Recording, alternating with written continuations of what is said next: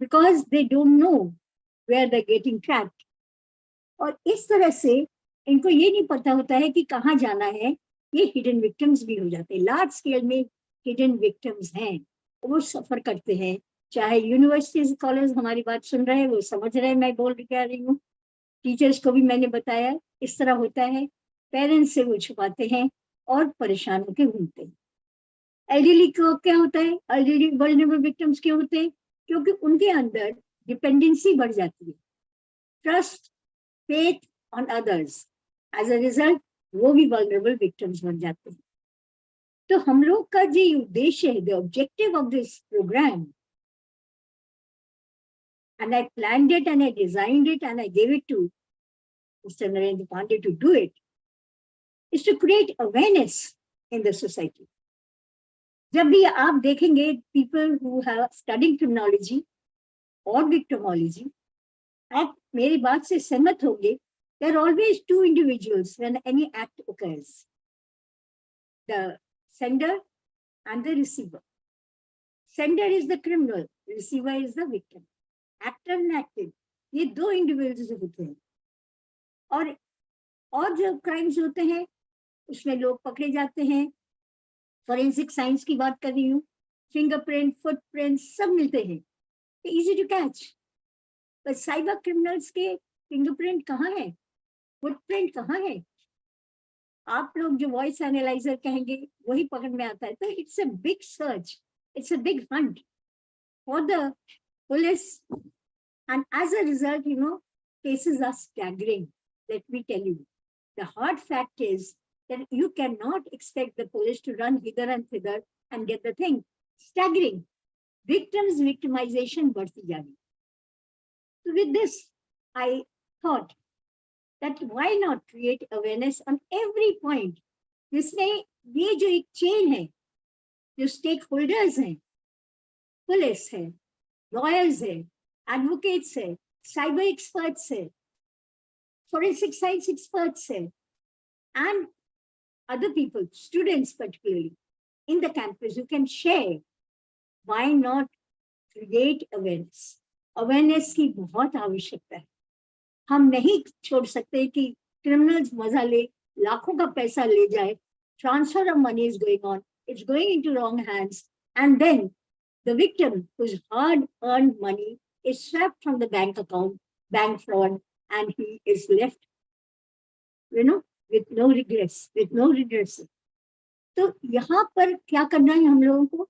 एक साथ जुट होके जो भी हम आपको बता रहे हैं उसको ध्यान से सुने और ज्वाइन करें हमारे लिए, और कोशिश करें कि एटलीस्ट दूसरों से शेयर ना कर पा रहे हैं तो अपने को तो चेंज करिए। If you change yourself, you will be able to change others. अपने को अवेयरनेस करिए कि हमें क्या क्या करना चाहिए। Last Friday, there was a very good speaker who was speaking on social media apps. ये तो और भी alluring टाइप का है। जब देखिए फिगर्स आते हैं, इमेजेस आते हैं, allurement आते हैं, लोग ट्रैप्ड हो जाते हैं। तो हमको बड़े सावधानी से अपनाना है कि हमें क्या करना चाहिए, हमें कौन वाले ऐप डाउनलोड करना है या इग्नोर करना है। हम लोग कोशिश कर रहे हैं कि एंड ऑफ द डे हम आपको टिप्स दें, जिस टिप्स से आप समझ पाए कि आपको कहाँ कहाँ सावधानी अपनानी होगी।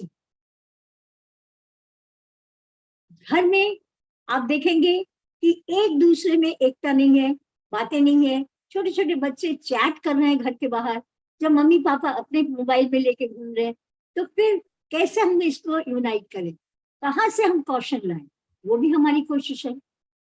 Everything minutely we are observing, and we are doing our best to create awareness. After all, friends, remember, challenge remains a challenge. It will always remain a challenge as the country will progress.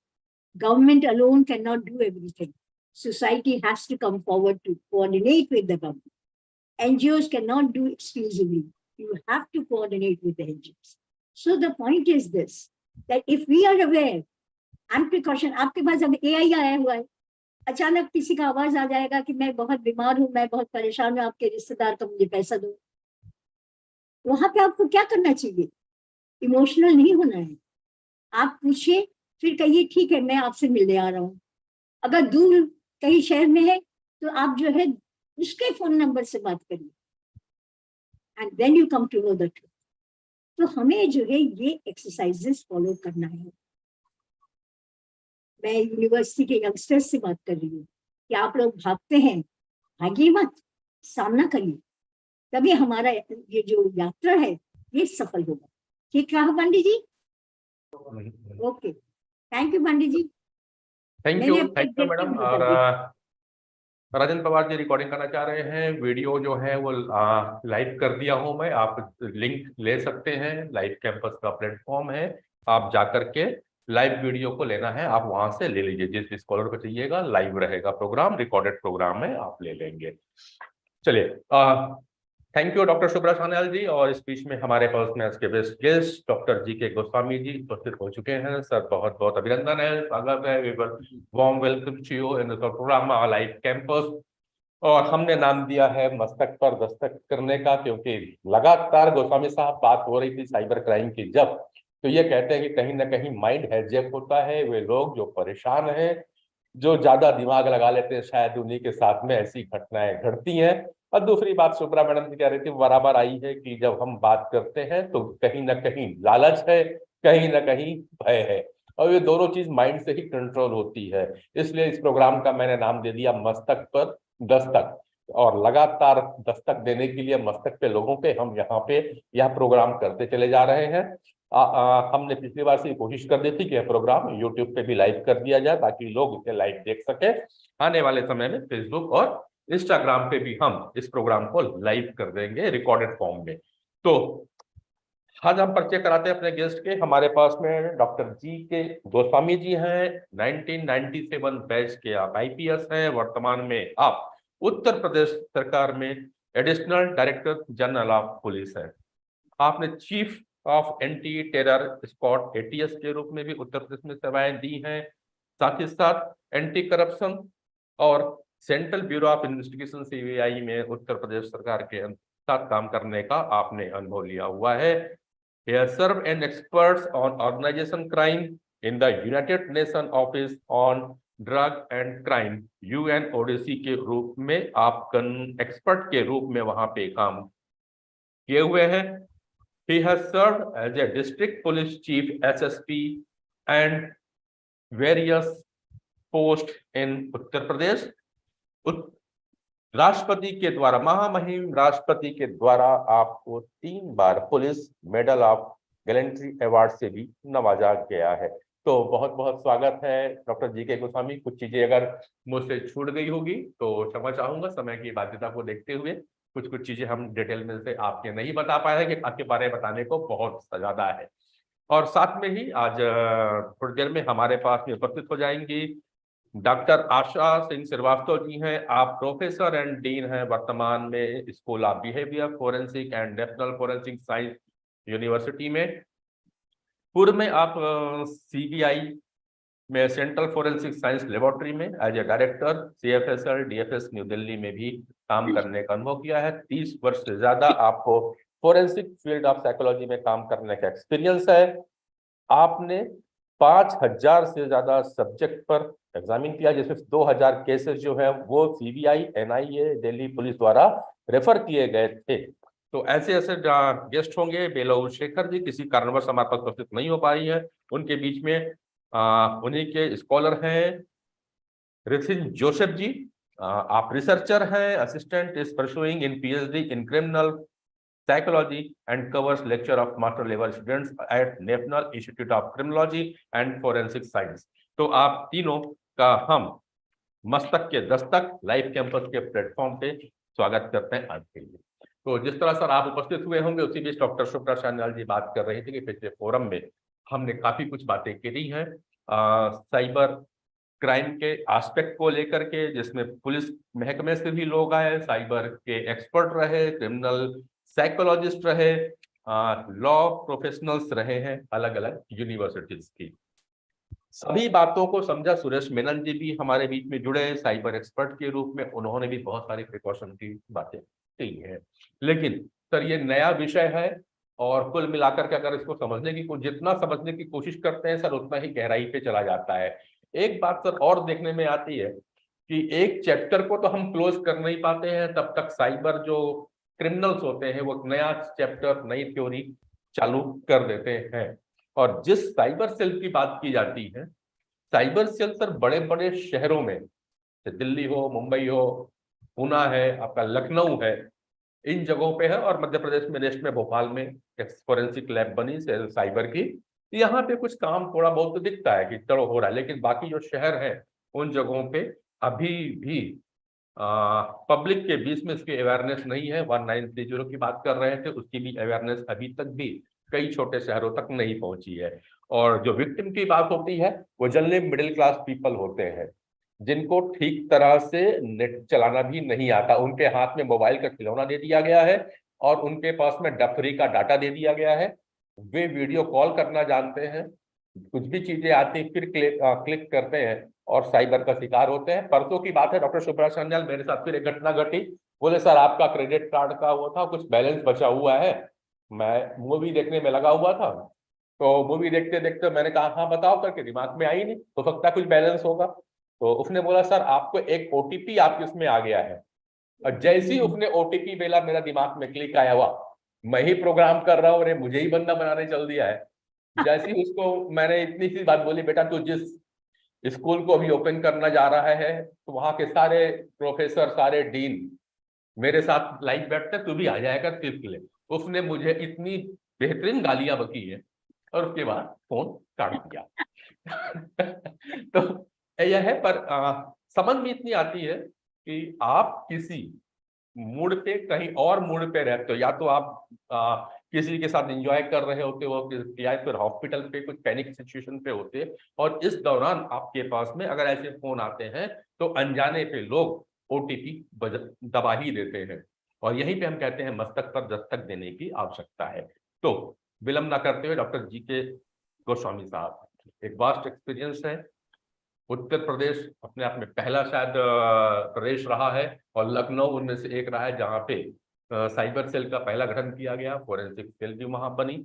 और आपके पास गोस्वामी साहब बहुत सारा experiences, आज उस experience को विशेष तौर पर साइबर पे हम आपसे बात करना चाहेंगे। पहला चीज तो ये समझे, आम पब्लिक जो हमारे साथ जुड़ रही है यहाँ पे, फोरेंसिक लैब की क्या काम हो रहे हैं और क्या आवश्यकताएं पड़ती है, और किस तरह से ये हेल्प करती है अगर कहीं पे साइबर क्राइम हो जाए तो। गोस्वामी साहब। नमस्कार पांडे साहब, नमस्कार प्रोफेसर सुब्रा मैम। हाँ नमस्कार। मेरा इस कार्यक्रम में काफी लंबे समय से आना ड्यू था, लेकिन किन्हीं कारणों से थोड़ा विलंब हुआ, जिसके लिए मैं क्षमा चाहूंगा। और वैसे तो इसमें काफी चर्चाएं हो चुकी हैं, लेकिन अभी जो ये बात पांडे साहब बोल रहे थे कि इसमें साइबर क्राइम का जो विक्टिम बनते हैं, उसमें ऐसे लोग अक्सर विक्टिम बन जाते हैं जो थोड़े कम पढ़े लिखे, या उनको जो बहुत ज्यादा जानकारी नहीं होती है। तो मैं यहाँ थोड़ा अपने अनुभव के माध्यम से आपसे ये कहना चाहता हूँ कि इसमें कितना ही भी पढ़ा हुआ विद्वान भी आदमी है, या कोई इवन साइबर में भी जो लोग काम करते हैं, कई बार ऐसी परिस्थितियां पैदा हो जाती हैं कि जो वो भी इसका शिकार बन सकते हैं। तो इसमें ये जरूर है कि कुछ अनुभव, जैसे आपने कहा कि आपने ओटीपी का नाम सुना और आप तुरंत सजग हो गए, तो ये जो कार्यक्रम है ये उसी सजगता के लिए है कि ताकि कम से कम जो कॉमन टाइप के क्राइम हैं, जो बहुत फ्रीक्वेंट लोग करते हैं, उनके बारे में हम जानकारी कर सकें।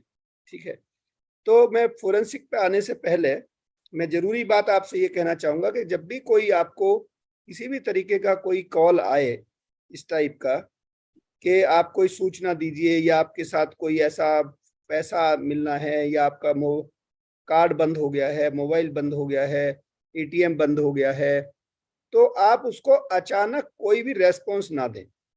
उसको थोड़ा सा, अगर कहीं भी आप बिजी हैं, कई बार गाड़ी चलाते हुए, जैसे मैं आपको ये एक बड़ा अच्छा सा उदाहरण बताता हूँ, नाम मैं नहीं लेना चाहूंगा। एक हमारे यहाँ लखनऊ में केजीएमयू है, पहले केजीएमसी जो होता था, किंग जॉर्ज मेडिकल कॉलेज, उसमें न्यूरो सर्जन थे, काफी फेमस हैं वो अभी भी, और हेड ऑफ द डिपार्टमेंट थे। अब मुझे पता नहीं है कि अभी हैं हेड ऑफ द डिपार्टमेंट या रोटेशन में, बट अभी भी वो सीनियर प्रोफेसर हैं।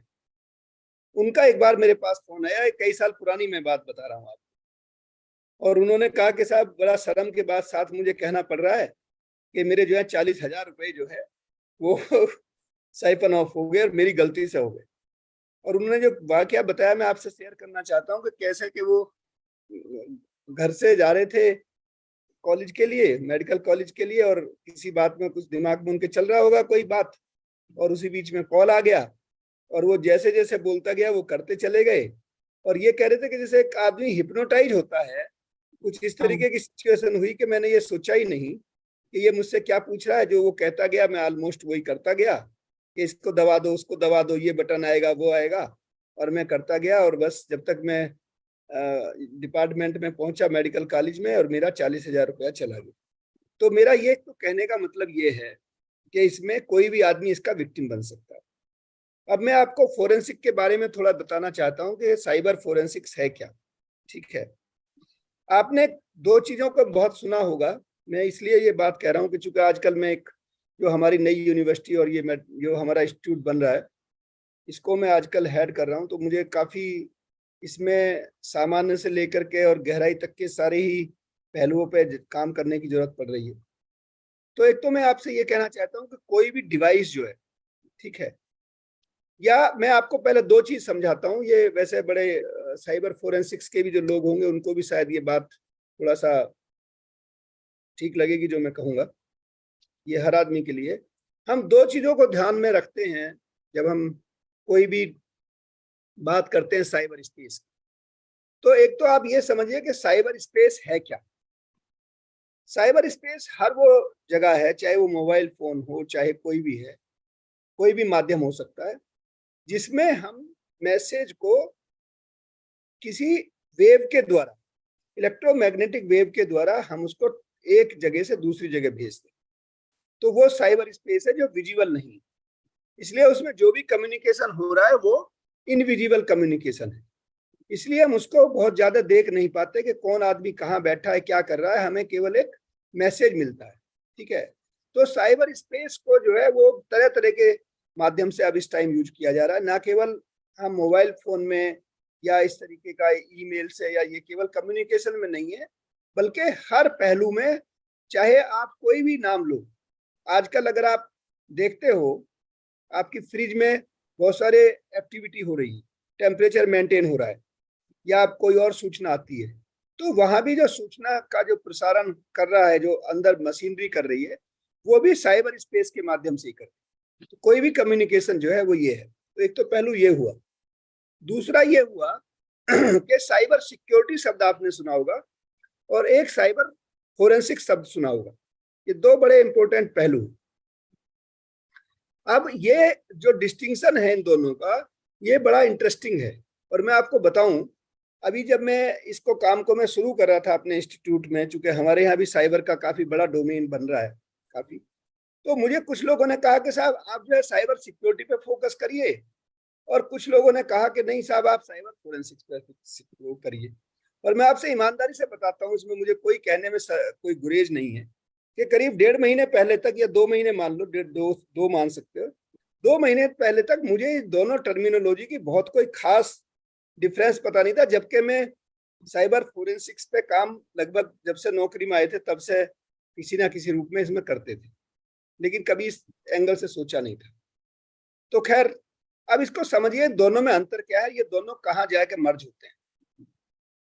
जैसे हम कोई चीज को प्रिवेंशन कहते हैं ना, कि prevention is better than cure, तो वहीं से इन दोनों चीजों का आपको जवाब मिलेगा।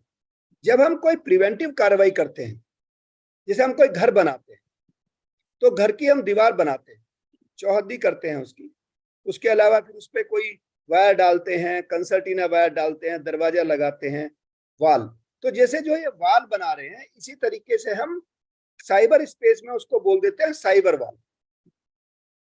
जो हमारी घर की दीवार है, जैसे हम उसकी घर की सिक्योरिटी के लिए कोई दीवार या कोई और इस तरीके की फेंसिंग करते हैं, तो वो ठीक उसी तरीके से सिक्योरिटी के लिए जो भी हम डिवाइस, जो भी हम मेथड यूज कर रहे हैं, वो हमारी सिक्योरिटी का पार्ट हो। ठीक है, दूसरी तरफ जब घटना घट गई, मान लिया किसी ने दीवार को तोड़ दिया, दीवार में कुंभल कर दिया, छेद करके घुस गया, फांद के घुस गया, यानी कि दीवार को वायलेट कर दिया, सिक्योरिटी को तो वो घटना घट गई। उसी तरीके से जो भी डिवाइस आपने लगाई है सिक्योरिटी के नाम पे, ठीक है, चाहे वो एंटीवायरस हो, चाहे एंटीवायरस भी क्या है, एंटीवायरस भी तो बेसिकली सिक्योरिटी डिवाइस ही है, सिक्योरिटी एप्लीकेशन है। आप उसको बड़े लेवल पे थोड़ा बोल देते हैं कि हमने फायरवॉल डाल रखी है इसके अंदर। तो वो जो ये टर्मिनोलॉजी है, ये सारी की सारी सिक्योरिटी रिजीम। तो जैसे आपकी कितनी भी मजबूत तिजोरी को, कितने भी मजबूत दीवार को कोई एक अपराधी तोड़ सकता है, ठीक उसी तरीके से आपकी सिक्योरिटी के किसी भी पहलू को तोड़ने में आज की डेट में जो हैकर्स हैं या जो इस तरीके के अटैकर्स हैं या जो ऐसे क्रिमिनल कह लीजिए, साइबर क्रिमिनल हैं, वो आपकी किसी भी सिक्योरिटी को तोड़ने में सक्षम है। और कोई भी ऐसी डिवाइस नहीं बन सकती, जैसे कहते हैं ना चोर सिपाही का खेल, तो चोर हमेशा आगे रहेगा और सिपाही जो भी उसको जो फॉलो करने वाले हैं या उसको डिटेक्ट करने वाले हैं वो हमेशा पीछे रहते हैं। कहने का मतलब ये है कि कोई भी डिवाइस ऐसी नहीं बन सकती जिसे आप ये कहो कि वो चिरायु है या चिर सुरक्षित है। हमेशा ये काम आपको करते रहना है, इसके बारे में जानकारी करते रहना। अब जब कोई घटना घट गई, घटना घटने के बाद जो आप उसका इन्वेस्टिगेशन करते हो, ये आदमी कैसे घुसा घर में, कहाँ उसने छेद किया, दीवार कहाँ से लांगी, इस पूरे के पूरे पार्ट को बोलते हैं हम फोरेंसिक्स। तो उसके बारे में जो घटना घटी है वो हुआ डिटेक्शन। डिटेक्शन वाले पार्ट में जो हम काम करते हैं उसको हम फोरेंसिक टूल बोलते हैं। फोरेंसिक के डिफरेंट टूल्स हैं, किस तरीके से आपको उसको करना है। जैसे आप कहते हो ना कि भाई सर्विलेंस कर दो, मेरा मोबाइल खो गया, ठीक है, तो इस चीज को करने के लिए जो हम जिन जिन चीजों का उपयोग करते हैं वो हमारा फोरेंसिक का पार्ट है। जहां तक बात सुविधाओं की है, इसमें कोई संदेह नहीं है कि पिछले कई सालों में हमारे यहाँ सुविधाएं बढ़ी हैं सारे देश भर में। कुछ जगह थोड़ा ज्यादा बढ़ी है, कुछ जगह कम बढ़ी, लेकिन अभी भी जितना क्राइम होता है, पहली बात तो उसको लोग जानते ही नहीं। बहुत सारी चीजें तो हमारी ऐसी हैं जिनका हमें पता ही नहीं है। मैं बहुत सी चीजें आपको यहाँ बता नहीं सकता, ऐसे ऐसे बड़े बड़े इंस्टॉलेशंस के अंदर उन्हें पता ही नहीं है कि अटैकर्स आप पे अटैक कर रहे हैं और कितनी सारी चीजें लेके चले गए। जैसे मान लिया घर के अंदर आपने कहीं कोई सामान रखा हुआ है, बहुत सारा सामान पड़ा हुआ है घर, हर आदमी के घर में, उसमें से कोई आदमी 2 चीज निकाल के ले गया, हो सकता है आपको पता ही ना चले, अगर आपके वो यूज में नहीं है या ध्यान नहीं दिया, या कई बार ऐसी चीजें हैं जो बहुत ऐसी हैं कि जिनको आपको रोज चेक करने की जरूरत नहीं पड़ती। तो जैसे घरों में सामान चोरी हो जाता है, ठीक उसी तरीके से आपका डेटा है, आपकी बहुत सारी इंफॉर्मेशन है, उनको लोग चुरा रहे हैं। और आप याद रखिएगा हमेशा एक बात, और ये आपकी सुरक्षा से भी जुड़ा हुआ है, कोई भी चीज दुनिया में फ्री में नहीं मिलती। There is no free lunch. आपको अगर कोई आदमी कोई भी किसी तरीके की भी सुविधा दे रहा है, आप ये कहोगे गूगल है, गूगल आपको सारी सुविधाएं देता है, इतना बढ़िया सर्च इंजन बनाया है, तो आप क्या समझते हो वो आपको फ्री में दे रहा है? कोई भी आप सूचना लेते हो, आपने एक सर्च किया, मान लिया आपको कोई पेन खरीदना है, कोई सामान खरीदना है, आपको कोई एयरलाइंस में जाना है, आप जरा सा उसमें डालते हो, आप देखिएगा आपके मोबाइल पे कितने सारे मैसेज आना शुरू हो जाते हैं। यानी कि आपकी एक छोटी सी इंफॉर्मेशन मांगते के साथ ही उसने वो पता नहीं कितनी जगह आपका वो भेज दिया उसने सिग्नल कि भाई इस आदमी को इस चीज की जरूरत है। अब वो सब लोग आप पे टूट पड़े, सब ने अपना जो भी उसके पास माल था, जो भी था, उसका डिस्प्ले कर डाला। तो आप ये मान के चलिए कि कोई भी चीज जो भी आपको लगता है ये फ्री में है, इसके पीछे कोई ना कोई आपकी सूचना के नाम पे आपकी इंफॉर्मेशन वो आपकी लेके जा रहा है। मैं आपको बहुत ज्यादा लंबा बोलने से पहले, चूंकि अभी आप पांडे साहब कुछ और क्वेश्चन करेंगे या मैडम, मैं आपसे केवल इतना कहना चाहूंगा कि आप कभी भी डिजिटल वॉल पे अनवांटेड सूचनाएं ना डालें। कभी भी ये ना लिखें कि आप कहाँ जा रहे हैं, आपके यहाँ कौन मिलने आया, आप क्या खाते हैं, आप क्या करते हैं और कैसे होगा, क्या होगा। इन चीजों से आप बचें। आपको क्या मतलब है, आपको कोई दुनिया में किसी को आपको मैसेज भेजना है, अपने फोटो भेजने हैं, आपको अपने दोस्तों को भेजने हैं, आपको किसी को भेजना है, आप उनको 1 to 1 भेजिए। हम क्यों अनावश्यक अपनी जो प्राइवेसी है, हमने क्या खाया, कहाँ गए, किससे मिले, क्या मतलब है उससे? जो आदमी हमें ठीक से जानता नहीं, वो लाइक करे ना करे, वो ऑसम बोले ना बोले, बहुत सुंदर, वेरी गुड, इससे क्या हासिल होना है? आप ये एक जो हमने अपनी एक दुनिया बना रखी है अननेसेसरी, इससे बचिए। बहुत ज्यादा ये जो डिस्प्ले है, इससे हमारा बहुत टाइम भी वेस्ट होता है। हमारी सारी सूचनाएं, हमारे सारी कई घटनाएं ऐसी भी जानकारी में आई कि आपने बता दिया कि मैं जो है 4 दिन के लिए सह परिवार मैं वहाँ नैनीताल घूमने जा रहा हूँ और फलाना है, ये है, वो है, और बाद में घर में जो है चोरी हो गई। ऐसी घटनाएं बहुत हो जाएंगी, बहुत सारी सूचनाएं आपकी ऐसी मिल जाती हैं। मेरा अपना ही है, मेरी मेल कहीं पे पड़ी मिल गई। अब आजकल मैं देखता हूँ, जब से मैं यहाँ इंस्टीट्यूट में आया हूँ, कि इतनी सारी मेल आने लगी कि मेरा जो डेटा का उसका एक वो था स्टोर, वो पूरा भर गया। अब मुझे एक नई दूसरी मेल बनानी पड़ी। मैं अपने वो नहीं देख पाता उसमें जो मेरे काम के, इतनी सारी मेल आती है कि आप उनको वर्चुअली चेक नहीं कर सकते। तो कहने का मेरा मतलब ये है कि हम अपने डेटा, अपनी इंफॉर्मेशन वो डालें हम केवल उस पर। कभी भी कोशिश करिए कि आपकी डेट ऑफ बर्थ, आपका जो एक्चुअल मोबाइल नंबर है जो जिस पे आप बैंकिंग करते हैं। दूसरा, मैं आपसे यहाँ ये कहना चाहूंगा कि आप अपनी मेल जो अगर बैंक में कहीं यूज करते हैं, जो जिस पे आप कॉन्फिडेंशियल है, मतलब मैं ये नहीं कह रहा हूँ कि कोई आप गलत काम कर रहे हैं। कॉन्फिडेंशियल बहुत सारे आपके पेपर हैं, कुछ और है, और या मोबाइल फोन, वो मोबाइल फोन आप एक मोबाइल फोन जरूर अलग रखिए अगर आप अफोर्ड कर सकते हैं। चाहे उसमें आप 10-20 रुपए का टॉपअप भी डलवा के रखिए, जो आपका, जिससे आप ट्रांजेक्शन करते हैं। मेरे विचार में सेफ्टी का सबसे बड़ा एक मेजर हो सकता है सिंपल तरीके से, कि आप जितने भी ट्रांजेक्शन करें वो मोबाइल आपका बहुत पब्लिक में बटा हुआ ना हो, तो वो सेफ्टी के लिए सबसे अच्छा एक मेजर हो सकता है अगर आप कर सकते हैं। एक अगर मोबाइल फोन आप एक 2 सिम है मान लिया आपके, आजकल मोबाइल में सब में 2 हैं, एक छोटा सा सिम एक लेकर के आप उस पर 150 रुपए का आप टॉपअप डलवाए के, और उसको आप केवल उस पर्पज के लिए यूज करिए जो आपको एक्सक्लूसिवली, जिसमें आपको ये सब ये करने हैं। तो उससे बहुत कम चांस होंगे कि उससे आपको जो अनवांटेड टाइप का जो आपका डेटा शेयरिंग और आपकी जो पर्सनल इंफॉर्मेशन है उसको देने से आप बच जाएंगे। तो आप पांडे साहब, मैं बहुत लंबा बोल गया, शायद आप कुछ और बोलना चाहें।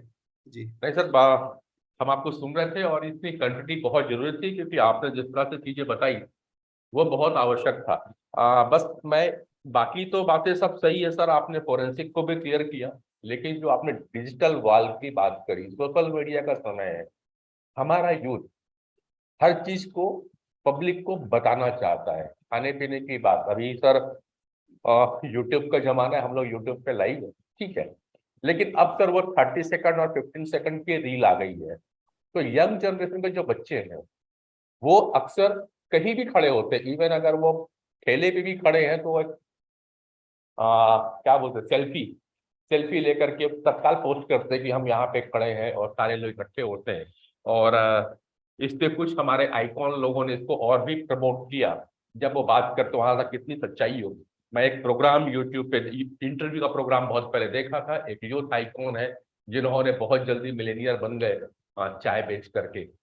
और उन्होंने एक इंटरव्यू में कहा था कि हम चाय बेचते समय में खड़े होते थे और जितने भी लोग आते थे उनका सेल्फी पोस्ट करवाते थे कि आज ये सारे दोस्त यहाँ यहाँ खड़े हैं, और वो 5 लोगों के खड़े होने से 5 मिनट के अंदर में 15-20 लोग आ जाते थे। तो सर उस ट्रेंड को भी, मैं थोड़ा चल रहा हूँ इसको, आप मेरे क्वेश्चन को समझ जाएंगे, इस ट्रेंड को आज हर किसी ने लगभग फॉलो करने की कोशिश की है। वो अपने यहाँ पे 2-4 लोग कराते हैं, सेल्फी जोन बना दिया है, लोग सेल्फी डालते हैं और आपको पॉइंट पहुंचता है। बीइंग ए पुलिस ऑफिसर, क्या कभी कुछ ऐसी घटनाएं भी आपके सामने आती हैं कि इस तरह के पोस्ट करने से, या तो किडनैपिंग, क्योंकि अभी आपने एक बात कर दी चोरी की, तो बस ये आ रहा हूँ, चोरी तो हम लोग के समय, क्या किडनैपिंग की, एक्सटॉर्शन की केसेस, या डिमोलिश के केसेस जो हैं, ये ऐसे केसेस भी कभी इन चीजों को देखने को मिले हैं?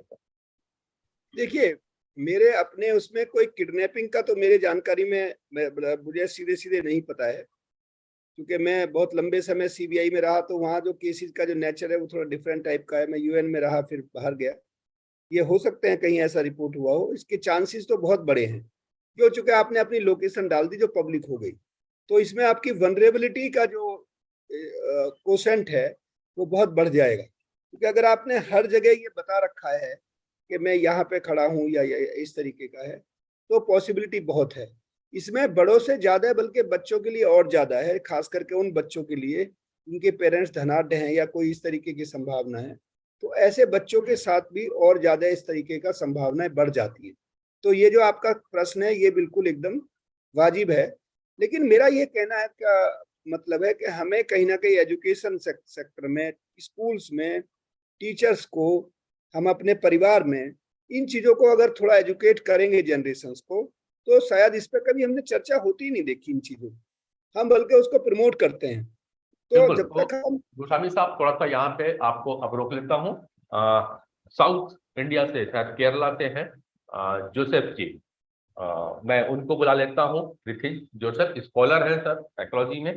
थोड़ा सा इनसे भी चर्चा करते हैं, समझते हैं कि यूथ किस तरह से बिहेव कर रहे हैं और क्या कहते हैं, और उनका क्या एक्सपर्टीज है, क्या नजरिया है। ऋतिज जी। Namaste, Namaste ji. Thank you so much. नमस्कार। Namaskar ji. I'm very, first of all, I'd like to say thank you so much for giving me this opportunity to speak with such a esteemed panel of individuals, experts from the field, and my professors also. So thank you very much for giving me this opportunity. So I don't want to waste too much time. But so one of the things that you just mentioned, respected Goswami sir and Pandey ji, is that telling the youth not to post their कि अभी मैं इधर हूँ, अब कल मैं इधर जा रहा हूँ, मैं ये करने वाला हूँ, वो करने वाला हूँ, telling them कि ये post मत करो, ये unsafe है, कभी काम नहीं करता। It will never work because the youth is so influenced by the idea of self-esteem. माने they're always concerned about लोग मेरे बारे में क्या सोचते हैं, या लोग मेरे बारे में हमेशा they need to think that I'm going here, मैं ये कर रहा हूँ, मैं एक आईफोन लिया, अब मैं ये बैग यूज कर रहा हूँ, गुची का बैग यूज कर रहा हूँ। ये स्टेटस, ये सोशल मीडिया से, जो सोशल स्टेटस से जो डोपामाइन रिलीज मिलता है द यूथ को आजकल, वो कभी they'll never change that. Even if you tell them कि it's dangerous, ये unsafe है, case studies भी दिखा दो, they'll never change it. And I'm saying this from my personal experience, and sometimes I've also been a victim to things like that. And the fact that I am in the field of criminology and I have studied cybercrime and I see a lot of cases like this, still I have still been a victim to something like that. So there are certain things in the victim profiling of cyber crimes that is very complex, and we need to look into it more drastic. We need to look into it with more depth, and we need to put more research into understanding the victims of cybercrime. Because like how Pandey sir, you had mentioned initially that हमको लगता है कि जो cyber crime का victims होता है वो अनपढ़ लोग होता है, बट नहीं, जैसे सर ने बताया, वो प्रोफेसर का बारे में जो बताया गोस्वामी सर ने, sir neuro scientist professor, but still he also fell into to be a victim of phishing. Similarly, it's happened to my mother also recently. ये OTP same, ये OTP phone scam बहुत common है. Similarly, even employment scams. Recently, Air India या SpiceJet का recruitment हो रहा था online, and it was a scam. जिसमें एक रजिस्ट्रेशन फॉर्म होता है, वो फिलअप करना है एप्लीकेशन, और 500 रुपया का रजिस्ट्रेशन सबमिट करने के लिए, एप्लीकेशन फॉर्म सबमिट करने के लिए 500 रुपया पेमेंट करना पड़ता था. And a lot of people did that. I think it was Air India, and वो स्कैम था. ऐसा कुछ एडवर्टाइजमेंट ही नहीं रिलीज किया था एयर इंडिया ने officially, but it was a similar scam case. So ये बहुत कॉमन हो रहा है. So there are certain things that we need to try and understand more ki what kind of victims are being targeted, because unpad log to definitely it's not just unpad log, right? wo to sure hai kyunki hum bhi victims ho rahe hai cyber crimes ka. So more than looking into the victims, I would like to look into the criminals, the cyber criminals themselves. How?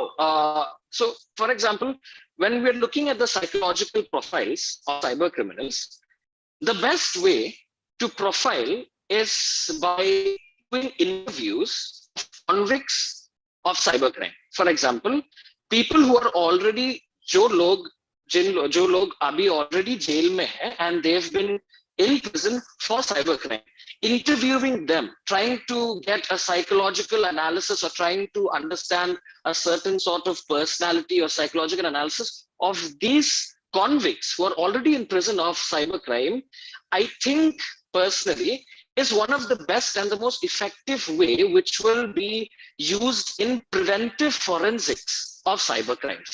I'll elaborate on that. So initially when this respected Professor Asha Srivastava ma'am, I got to do an internship at CBI CFSL when I was doing my master's, and I had read one of her papers on criminal profiling, and we can see that initially in the 1970s, जब criminal profiling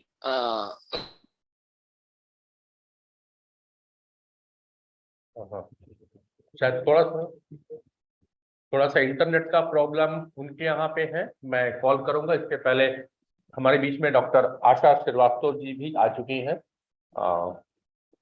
आप पूर्व में CBI में भी रहे हैं, वर्तमान में परिचय मैंने आपको बता ही चुका था। डॉक्टर बिना देरी के, बिना परिचय, बिना मैं श्रीवास्तव मैडम आपका स्वागत करता हूँ, अभिनंदन करता हूँ। और नितिन जी, हम आपको फिर से बुला लेंगे। I call you back again. इसी बीच में डॉक्टर रंजीत सिंह जी भी हैं हमारे बीच में। सर स्वागत है, आपका भी अभिनंदन कर रहा हूँ। तो मैं थोड़ा सा जो बात, पांडे जी हेलो, हाँ मैडम, सॉरी फॉर इंटरप्शन। मैं आशा से भी माफी मांग रही हूँ। मैं थोड़ा सा जीके गोस्वामी जी को एक दो सवाल दे के मैं चुप हो जाऊंगी। मैं क्रिमिनल साइकोलॉजिस्ट होने के नाते मैं उनसे ये पूछना चाहती हूँ, he has done a very good paper on wrongful conviction, कि क्या these criminals who are doing these amazing type of schemes of crimes, क्या ये लोग लो इंटेलिजेंस हैं? क्या इनको जो लोग लेबल कर रहे हैं क्रिमिनल माइंड, जिसको मैं स्ट्रांगली डिसएग्री करती हूँ, या ये जो काम कर रहे हैं इसमें जो उनको प्लेजर मिल रहा है, क्या उनको फर्दर मोटिवेट कर रहा है इनटू क्राइम? और lastly, will he agree that this is an organised crime? इतना मुझे पूछना है बस। Thank you ma'am. आपने 2-3 क्वेश्चन जो किए, पहली बात तो मैं आपसे ये कहना चाहूंगा, आपको बड़ा एक इंटरेस्टिंग बात है जो मुझे भी पहली बार जो मैंने सुना तो मुझे भी थोड़ा ऐसा लगा कि शायद मैंने भी पहली बार ही जानकारी मिली। मैं लास्ट ईयर जब फुल ब्राइट के लिए गया हुआ था यूएस, तो मुझे एप्पल का जो उनका सबसे बड़ा ऑफिस है बे एरिया में कैलिफोर्निया में, उसमें जाने का मौका मिला। और उसमें जो हायरार्की में लगभग 3rd रैंक के जो उनके जो सीईओ थे, उनसे उन्होंने मुझे ब्रीफ किया, दिखाया, घुमाया, और उन्होंने एक बहुत अच्छी बात मुझे बताई जो मुझे सुन के पहली बार मुझे सरप्राइज लगा।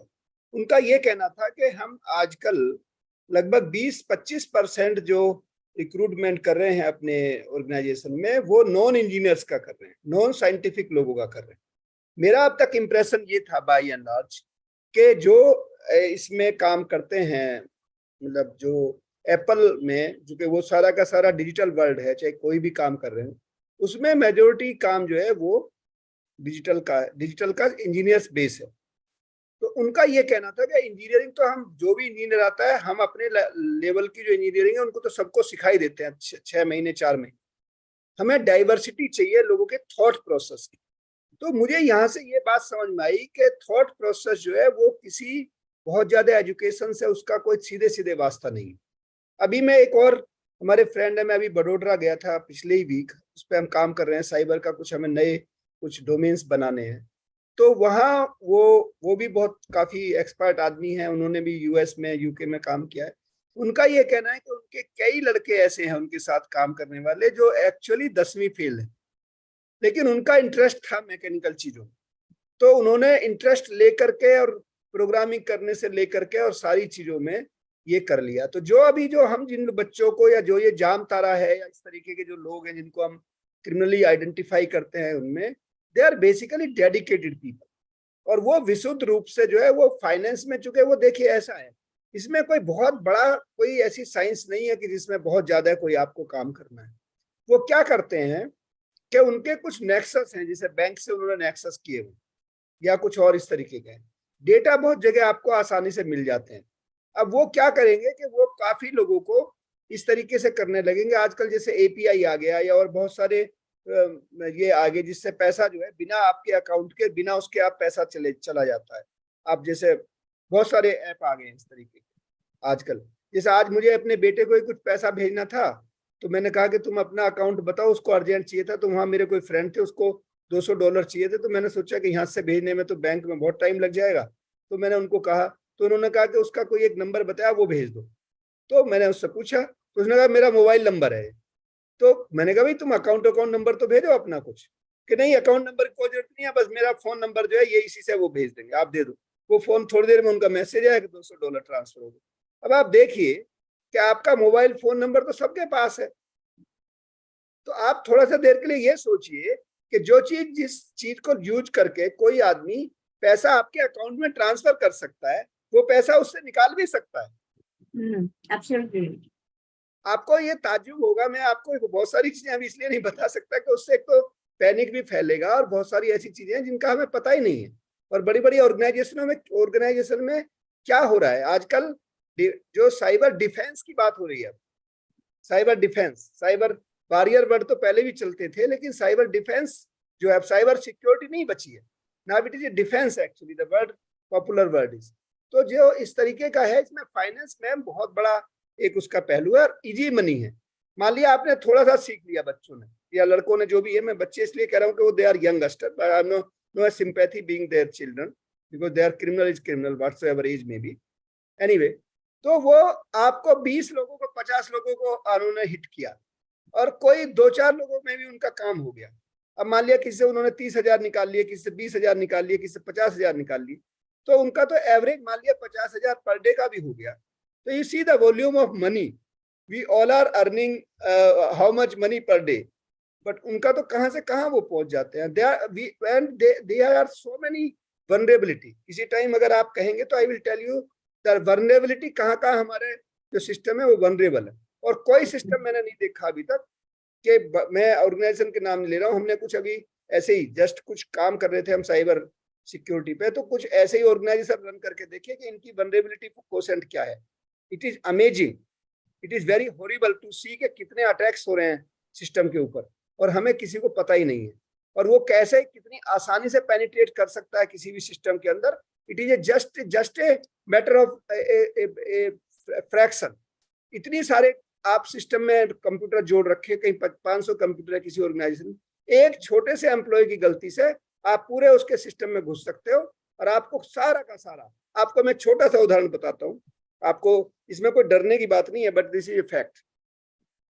जैसे हम लोग ये मानते हैं कि हम, जैसे हमारे सारे के सारे जो सिस्टम है वो सब डिजिटाइज हो रहे हैं, यूनिवर्सिटी डिजिटाइज हो रही है, हमारे जितने लैंड रिकॉर्ड है सब डिजिटाइज हो रहे हैं। हम सोच रहे हैं कि हमने सबको इनको बिल्कुल एकदम फिक्स कर दिया, आप कोई इसमें गड़बड़ नहीं कर सकते, ठीक है। यू विल सरप्राइज मैम कि आप जिसका चाहो वो आपका, अगर यूनिवर्सिटी का मार्क्स में जा करके एंटर करके आप उसका जो ओरिजिनल डॉक्यूमेंट है उसी में मार्क्स बढ़ा दिया आपने, और आपके 80 की जगह उसको 90 कर दिए, या आप 40 की जगह उसको 85 कर दिए, 85 कर दिए। अब वो जब आपको यूनिवर्सिटी रिपोर्ट करेगी किसी भी जगह, तो उसी को करेगी जो आपको अमेंडेड वर्जन डाल रखा है। तो अब ये जो लेवल है ये इतना आगे बढ़ गया है in last couple of you can say year, specially in now this the modern world, कि अब मतलब it is very very challenging task every day. आज आप कुछ करोगे नया, वो फिर अगले दिन कुछ नया चैलेंज आएगा। तो now it is a challenge every day, you have to fight this one. I hope I have taken lot of time, so please other. बिल्कुल डॉक्टर गोस्वामी जी, और आपने एक और नई बात कह दी है कि आने वाले समय में चैलेंजेस कंटिन्यू बढ़ते ही चले जा रहे हैं। माता दुर्गा जी का आगमन कुछ महीनों बाद हो जाएगा, रक्त बीज का नाम आता था, तो ये साइबर की जो बातें सर आपने जो भी बताई, तो लगता है रक्त बीज यहाँ उत्पन्न होगा एक बार फिर डिजिटल फॉर्म में, कि एक कंप्यूटर जोड़ा है, एक को सुधारने जाते हैं, दूसरा पल में दूसरी नई चुनौती लेकर के आपके सामने खड़ा हो जाता है। बात विश्वविद्यालय की चली है, साइकोलॉजी डिपार्टमेंट से है, क्रिमिनल साइकोलॉजी है डॉक्टर, और सीबीआई में भी आपको काम करने का अनुभव मिला है। मैं डॉक्टर आशा श्रीवास्तव जी से भी बात करना चाहेंगे, उनके बिल्कुल समझते हैं। डॉक्टर श्रीवास्तव जी नमस्कार। नमस्कार। तो सर ने तो काफी कुछ डिटेल में ऑलरेडी बताया ही हुआ है कि साइबर क्राइम क्या है, कैसे हम कर सकते हैं, क्या है। जो मैंने एक देखा है बहुत सारे केस में जो बच्चों के साथ में होता है, बच्चों के साथ इतना बुलिंग किया जाता है साइबर पे, नेट के थ्रू, और बहुत सारा उनको विक्टिम बनाया जाता है। जनरली बहुत से केसेस में देखा है, तो उसका इफेक्ट क्या होता है कि बच्चे डिप्रेशन में आ जाते हैं, आइसोलेशन में रहते हैं, और उनके अंदर मेंटल इलनेस डेवलप हो जाती है। तो मेरा तो एक ये सजेशन है, जो पेरेंट्स को टाइम टू टाइम बच्चों को थोड़ा गाइड करें, सेफ्टी टिप्स दे उनको कि किस तरह से वो इंटरनेट पे सेफ रहे। जो चाइल्ड के बहुत सारे केस हो रहे हैं, बहुत सारे सीबीआई में भी केस रजिस्टर जो बच्चों के अगेंस्ट होते हैं, सेक्सुअल अब्यूज बनाए जाते हैं, अदर्स फैक्टर्स हैं। तो उसके लिए हमें सबसे पहले ये होना चाहिए, पेरेंटिंग ये सबसे इम्पोर्टेंट है, जो बच्चों को सेफ्टी टिप दें कि कैसे उनको नेट को यूज करना, नेट यूज करना, क्योंकि आजकल क्या है, टेक्नोलॉजी का जमाना है, तो बच्चे तो यूज करें ही करेंगे, लेकिन हमें कुछ उन्हें टिप्स देनी है उनको, मतलब इतना कॉन्फिडेंस में लेना है कि अगर आपसे कुछ इस तरह का कुछ इंफॉर्मेशन आती है, कुछ ऐसा बोलता है, कुछ किसी तरह का आपसे डिमांड करता है, तो बच्चा पेरेंट्स को क्लियरली बता सके। सेकेंडली, हम एक चीज देखते हैं बहुत जनरली, क्या होता है, किसी भी होटल वगैरह में खाना खाने के लिए जाते हैं, तो क्या करते हैं, एटीएम कार्ड पकड़ा देते हैं उसको, क्रेडिट कार्ड दे दिया और वो अंदर लेके गया और निकाल के लाया। तो आपको ही पता है कि उसके अंदर उसमें हिडन क्या चीज लगा है जो आपके स्ट्रिप्स को ले लेगा, और उसके बाद में बहुत सारे ऐसे करके साइबर फाइनेंशियल फ्रॉड हो जाते हैं। तो प्रिकॉशनली हम यही कर सकते हैं कि कभी भी गए तो अपने सामने ही मशीन को मंगाना चाहिए, अपने ही सामने उसका पिन डालिए, और पिन डालते समय कोशिश करें कि हाथ से उसको थोड़ा सा कवर करें। जिससे क्या होगा, क्योंकि कुछ सेफ्टी मेजर जो हम ले सकते हैं वो हमें अपने आप में ही लेना बहुत जरूरी है, क्योंकि आजकल इतना किस तरह से ऑनलाइन ट्रांजैक्शन, और सबको पता है कि ओटीपी नहीं बताना, ये नहीं करना है, फिर भी किसी ना किसी तरीके से हो जाता है, जैसे एटीएम पे जाके फ्रॉड करते हैं, इस तरह की प्रॉब्लम बहुत ज्यादा होती है। डॉक्टर आशा जी, मैं ये सब बातें जो है ये बड़ी कॉमन हो चुकी है। एक बात जो मैं आपसे चाहूंगा, जिसे रितिन जोसेफ जी ने उठाई थी और ये बात करी थी यही होटल्स को लेकर के, तो मुझे याद आता है डॉक्टर गोस्वामी जी ने भी कही कि अभी जो जनरेशन है वो अपना लोकेशन बार बार बताती है। होटल में गए तो सेल्फी ले लेते हैं, हाँ, कहीं घूमने गए तो सेल्फी है, वीडियो डाल दिया, छोटी सी रील बनाए, हम यहाँ पे खड़े हैं, हम ऐसा कर रहे हैं। तो इसको रोकना थोड़ा सा मुश्किल है, चैलेंजिंग है, ऐसा रितिन जोसेफ जी ने अपनी बात में कही थी। क्यों? क्योंकि एक प्रकार का स्टेटस सिंबल सा भी लगता है और अंदर से हमको खुशी आती है। एक इस प्रकार का केमिकल सीक्रेट होता है, डोपामिन, जो आपको एक खुशी दे रहा है। तो थोड़ा सा हम इस पे बात करें, क्योंकि कहीं ना कहीं यंग जनरेशन, और इसमें यंग भी क्या है, teenager, boys and girls of the age of 13 to 14, आज उनके हाथ में भी अच्छा बेहतरीन कैमरा वाला मोबाइल होता है, और वो इसमें ज्यादा इंटरेस्ट है। they are very much engaged in social media like Instagram and Snapchat etc, जहाँ पे केवल फोटो डाली जाती है। देखिए, इसमें मेरा कहने का जो एस्पेक्ट है, जो मैंने ऐसा फील किया है और बहुत से साइकोलॉजिस्ट के साथ बात करके ऐसा आया है, एक्चुअली क्या है कि हर टीन एज में क्या होता है, हर बच्चे को अपना कुछ स्टेटस दिखाना होता है, ये एक इनर फीलिंग होती है, एडोलसेंस एज होती है, जिसमें हमें कुछ करना है। तो दैट इज जो एज है, उस समय बहुत ही ध्यान देने की जरूरत होती है। अगर पेरेंट्स उनको प्रॉपर उनकी इम्पोर्टेंस को शो करने लगे घर के अंदर ही, तो उनको बाहर दिखाने की जरूरत नहीं पड़ेगी। प्रैक्टिकली क्या होता है, आप कहीं ना कहीं देखेंगे आजकल जो माहौल है, both parents are working, parents पूरे वर्किंग है, वो इतने प्रोफेशनल है, बाहर बिजी हैं, बच्चे के ऊपर उतना टाइम नहीं दे पाते हैं। तो क्या होता है, उसका रीजन क्या होता है, बच्चा अपने आप अकेला होता है, एक इनसाइड उसका लोनलीनेस रहता ही रहता है। तो वो क्या करता है, कहाँ करेगा, तो वो अपने आप को कभी इंस्टाग्राम में दिखाएगा, कभी इधर दिखाएगा। तो जो सबसे इम्पोर्टेंट चीज है, जो यहाँ पे क्यों सोशलाइजेशन का चेंज हुआ है, सोशोलॉजी जो सोसाइटी क्यों चेंज हो रही है, तो इसीलिए चेंज हो रही है ना कि हमारे पास किसी के पास टाइम नहीं बच्चे को देने के लिए, तो बच्चा नेचुरली इंस्टाग्राम पे जाएगा, कहीं जाएगा। तो सबसे मेन इंपॉर्टेंट चीज है कि हर पेरेंट्स को, चाहे कितना भी प्रोफेशनल है, अपने टाइम में से आपको बच्चे के साथ टाइम निकालना ही पड़ेगा, क्योंकि ये सोशलॉजिकल पूरी सोसाइटी को चेंज कर रहा है। आप अगर घर में 4 लोग पेरेंट्स बैठे हैं, बच्चे बैठे सब मोबाइल पे जुटे हैं, तो पहले तो पेरेंट्स अपना मोबाइल बंद करें, तभी तो बच्चों को बोलेंगे। हमको शिक्षा देने से पहले खुद पे एप्लीकेबल करें, तभी कहेंगे। तो अगर ये थोड़ा सा पे अटेंशन शुरू हो जाएगा, तो नेचुरली इतना इंस्टाग्राम या उसमें करने की जरूरत है, आप बच्चे को रोक सकते हैं, बच्चे को थोड़ा सा गाइड करने की जरूरत है, बच्चे को पे अटेंशन देने की जरूरत है, बच्चे को थोड़ा सा मोटिवेशन करने की जरूरत है कि बेटा आपका टारगेट ये है, गोल ये है, मोटिवेशन ये है, तो वो उस पर फोकस करेगा।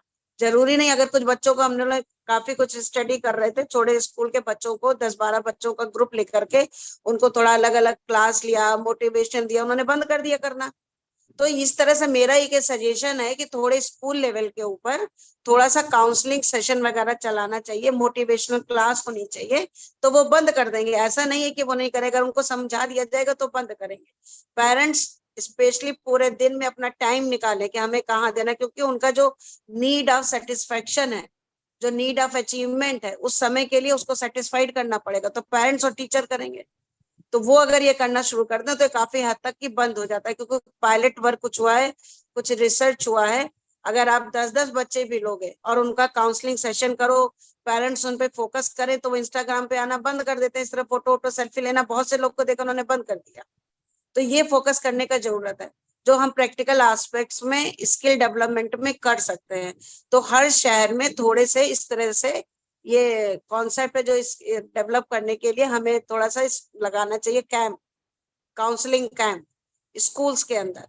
तो आप थोड़े थोड़े अगर 10-10 बच्चे भी टीनेज के ग्रुप के निकाल के करेंगे तो आप देखेंगे काफी कुछ उसमें चेंज हो जाता है। और एक बार इस समय अगर हैबिट चेंज हो गया, फिर आगे वो हैबिट नहीं पड़ती, कंटिन्यू नहीं करती, और वो फोकस कर जाते हैं अपनी स्टडी पे, अदर्स पे, उनके इश्यूज हो जाते हैं, उनका अकेलापन खत्म होता है, वो दूसरी चीज में इन्वॉल्व हो जाता है। तो दिस इज माय सजेशन। हाँ, गोस्वामी सर कुछ इसमें ऐड करना चाह रहे हैं। मैं एक छोटा सा एक आपको लाइव उदाहरण बताता हूँ। हालांकि ये अब ठीक 11-12 साल पुरानी बात है। मैं 2011 में यूएन में था, दिल्ली में रुका हुआ था उस रात। मुझे उससे पहले मैं आगरा में था, करीब 3-4 साल पहले। मुझे एक फोन आया रात को 9-10 बजे के करीब, और एक बच्चा बोलता है, बच्चा था मतलब मुझे लगता है 14-15 साल का लड़का होगा। वो कहता है कि अंकल मैं सुसाइड करने जा रहा हूँ। अब उस टाइम मैं एक्टिव पुलिस में भी नहीं था। रात को आपको कि 10 बजे अचानक ये फोन करे फोन पे कि मैं मोबाइल वो करने जा रहा हूँ, तो मेरी जो नींद थी वो भी उड़ गई। मुझे लगा कि क्यों ऐसा क्यों तुम कर रहे हो, तुम मुझे जानते कैसे हो, कि आप अंकल यहाँ हमारे यहाँ एसएसपी रहे थे। तो मेरा नंबर तो वो बहुत पहले का चल रहा था, तो मुझे लगा इसको कहीं नंबर मेरा मिल गया होगा। खैर फिर मैंने सोचा कि मैंने पूछा बात क्या क्यों है, क्यों सुसाइड कर रहे हो। तो उसने कहा कि मेरी तो जिंदगी खराब हो गई, और मैं अब जीने का कोई मतलब नहीं है, मुंह नहीं दिखा सकता, ये नहीं। तो उनके बात बताओ। खैर अल्टीमेटली कटिंग स्टोरी शॉर्ट हुआ ये कि उन दिनों ये सब जो सोशल मीडिया था थोड़ा स्पीड पकड़ रहा था उन दिनों की बात। तो उसका किसी से कोई कनेक्शन हो गया, फ्रेंडशिप हो गई, वो लड़की बनी हुई थी।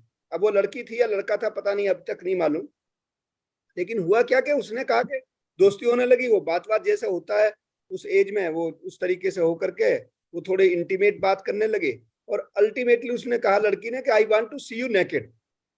अब इस लड़के ने जो है वो कपड़े उतार दिए। अब उस कपड़े उतारने के बाद में अब पता नहीं उसने उधर रिकॉर्डिंग की नहीं की, भगवान जाने।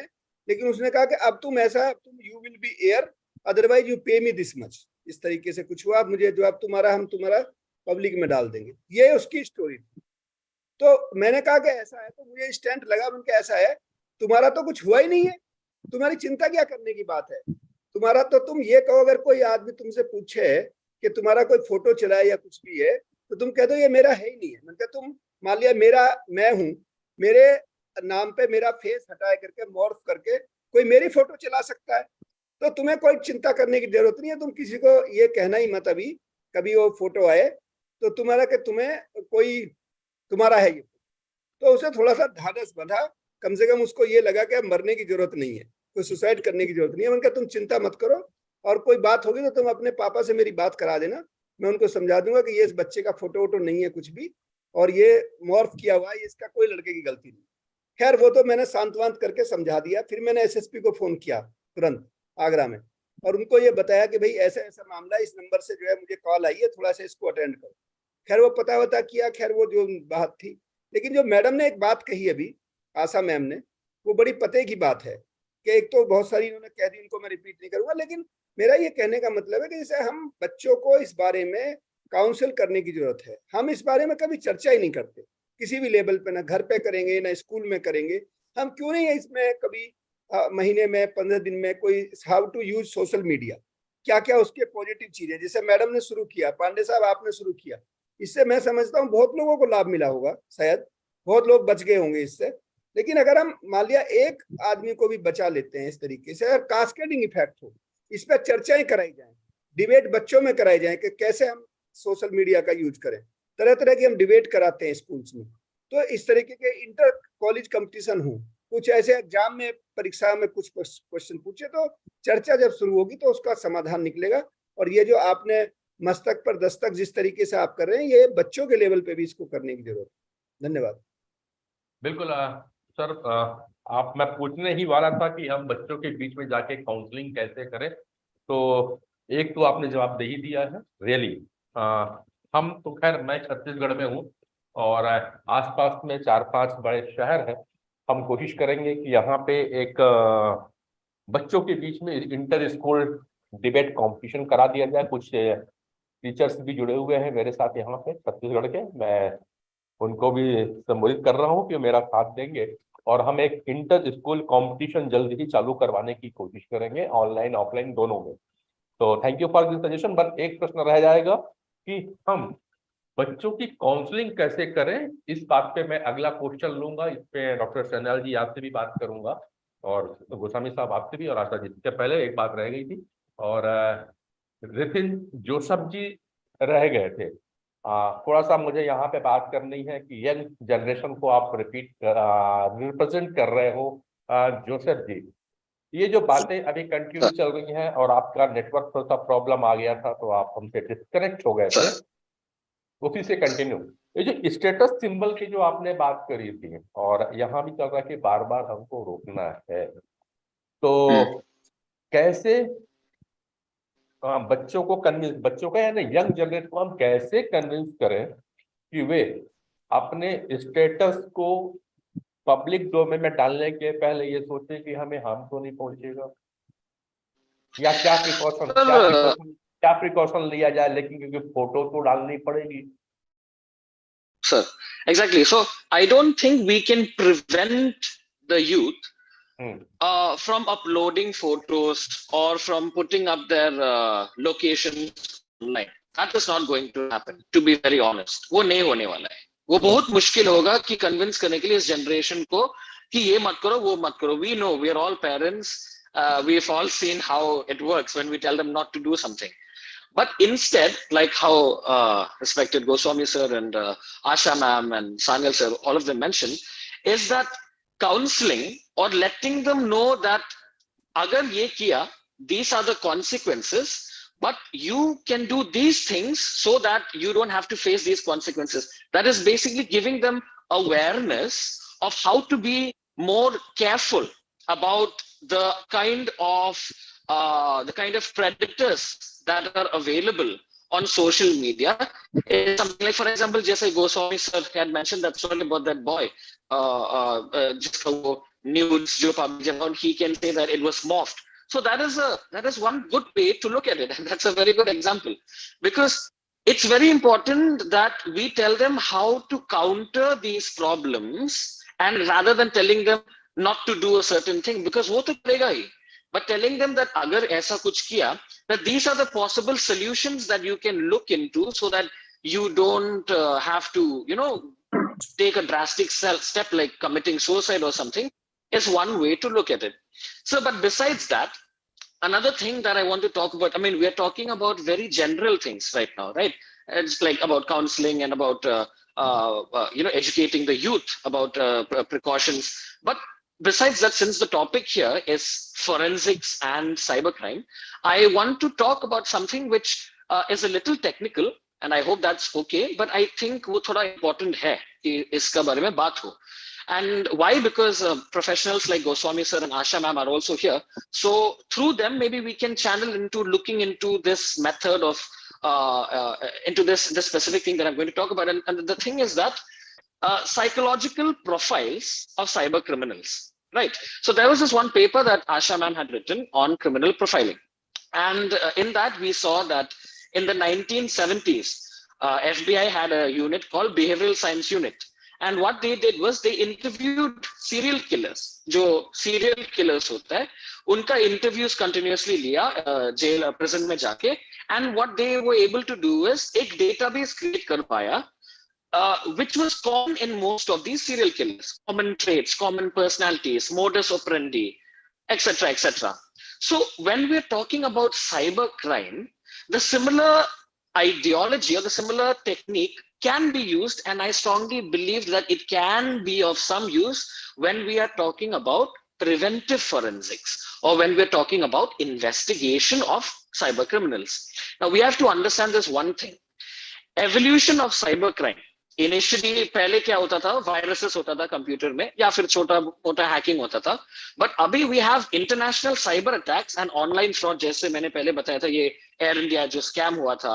और अभी जो जैसे गोस्वामी सर ने मेंशन किया था, whenever we go to a shop वो हमारा नंबर मांगता है, वो कंपलसरी नहीं है देने के लिए, बट सबको लगता है कि नंबर मांग रहे हैं। मैकडोनल्ड्स में जाके एक बर्गर ऑर्डर करो, वो हमारा नंबर मांग रहा है, क्यों मांग रहा है?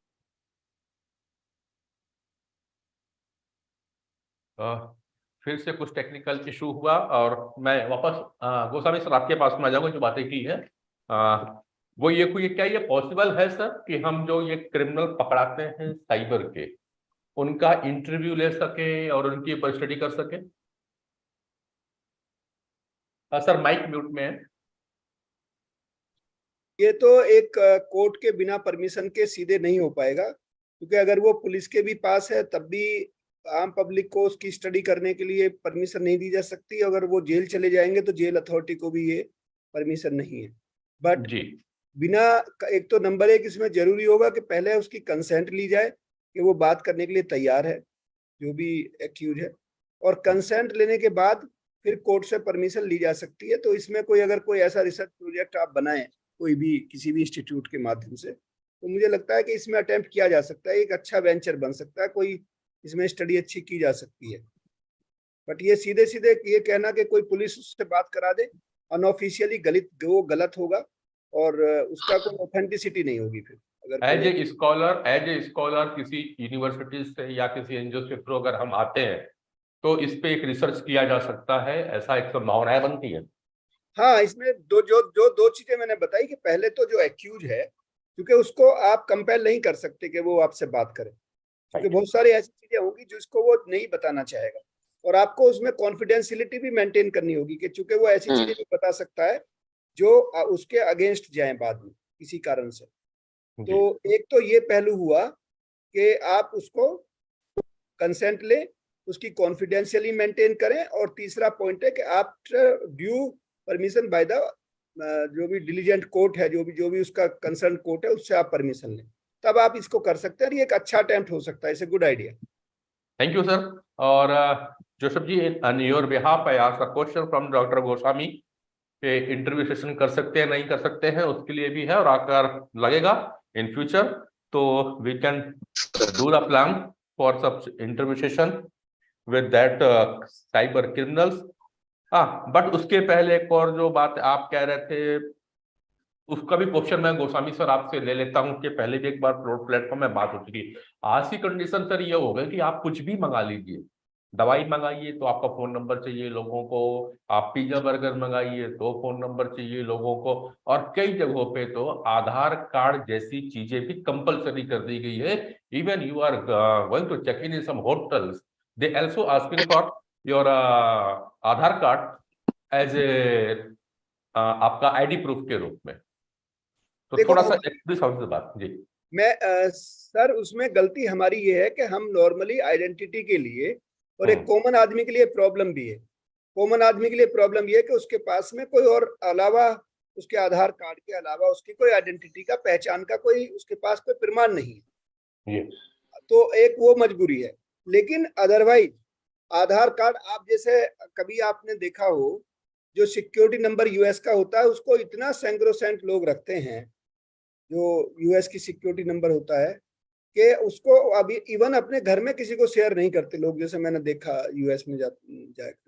लेकिन हमारे यहाँ चूंकि आइडेंटिटी का कोई और हमने नंबर ही नहीं दे रखा उसको। मेरे विचार में जो आधार कार्ड का नंबर है ये उसकी आइडेंटिटी का की बजाय उसका वो सीक्रेट नंबर होना चाहिए, लेकिन हमारे पास कोई ऑल्टरनेटिव नहीं है। इसलिए उसको, अब मान लिया आप जाइए, जैसे मैं ही कल गया था, मैं अपना ही बताता हूँ, कहीं बाहर था मैं 2 दिन, तो गलती से मैं अपना आई कार्ड ले जाना भूल गया, लेकिन मेरे पास लकीली मेरे पास आधार कार्ड था, तो आधार कार्ड मैंने भी दे दिया उसको, फिर अभी आधार कार्ड चला गया उनके पास। अब ये डेटा जो है, ये हमने कोई ऑल्टरनेटिव नहीं बनाया ना इसका, हमने एक ही केवल यूडीएआई बनाया और उसी को हम यूज कर रहे हैं। तो जो आपने ये जो सवाल किया, मुझे लगता है कि हमें एक ऑल्टरनेटिव उसको आइडेंटिटी देनी चाहिए। अब लेकिन उसके फिर नंबर कैसे होगा, क्या होगा, वो भी एक अपने आप में एक चैलेंज है। तो ये एक दिक्कत है। लेकिन ये जरूर है कि मोबाइल नंबर हम क्यों देते हैं, एक तो हमें ये लगता है कि वो बता देगा, कहीं हमने खाना मंगाया पर रात को 11 बजे वो ढूंढ नहीं पाएगा तो आपसे लोकेशन ले लेगा, तो उसके म्यूचुअल एडवांटेज हैं, लेकिन उनका डेटाबेस बनता है और ये डेटाबेस बाकायदा बाकायदा जो भी नया वेंचर बनता है वो बाकायदा उस डेटा को लेता है। अभी मैं कोई एक यहाँ बहुत बड़ा ग्रुप था, अभी ये कोई कोई किसी ने कोई बिजनेस किया, यहाँ लखनऊ का ही बता रहा हूँ, उस दिन पूरा का पूरा जितने भी आपके सोशल मीडिया पे थे वो सारा का सारा उन्हीं का कार्यक्रम हुआ और सारे लोगों का डेटा उन्होंने लेकर के सबको मैसेज करना और ये करना। तो कहाँ से आया वो डेटा? कहीं ना कहीं तो किसी ने दिया होगा। और without cost there is nothing, I said already that there is no free lunch. आपको वो कहीं ना कहीं आपको लेता है। तो ये जो आप हमारा ये जो अब आप कोई भी आदमी की कोई प्रिवेसी नहीं है, ये समझ लो। In the digital world the maximum cost or the you can say the minimum cost, rather it is not maximum, the minimum cost is your privacy. They are paying with your privacy. हमें पुट्टा स्वामी case ने privacy की बात की, लेकिन हम अपने हाथ से ही अपनी प्रीवेसी बेचते हैं। Sorry. Right sir, right.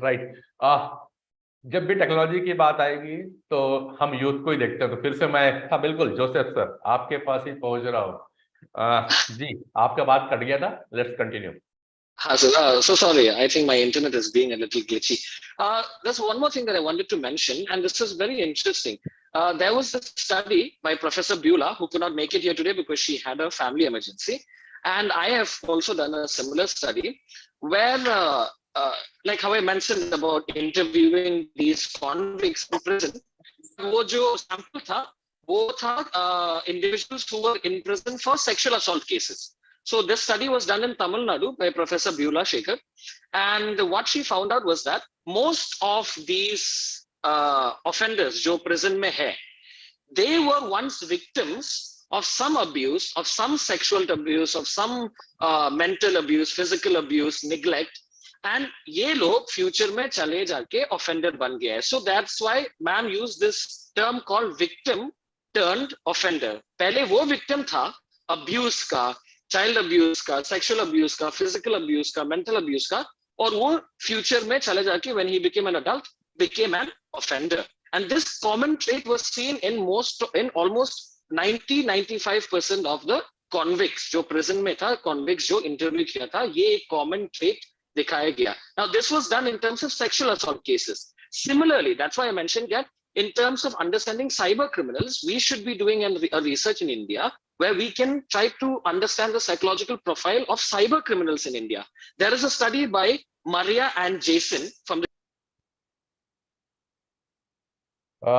Really कुछ प्रॉब्लम्स हैं आपकी तरफ। आशा जी मैं आपके पास पहुंच रहा हूँ कंटिन्यू करने के लिए। डॉक्टर आशा श्रीवास्तव जी। जी बताइए। यही बातों को कंटिन्यू करके चल रहे हैं। प्रिकॉशन की बात आ रही, बार बार आ रही, और आपसे बात रही थी कि काउंसलिंग करना चाहिए लोगों का।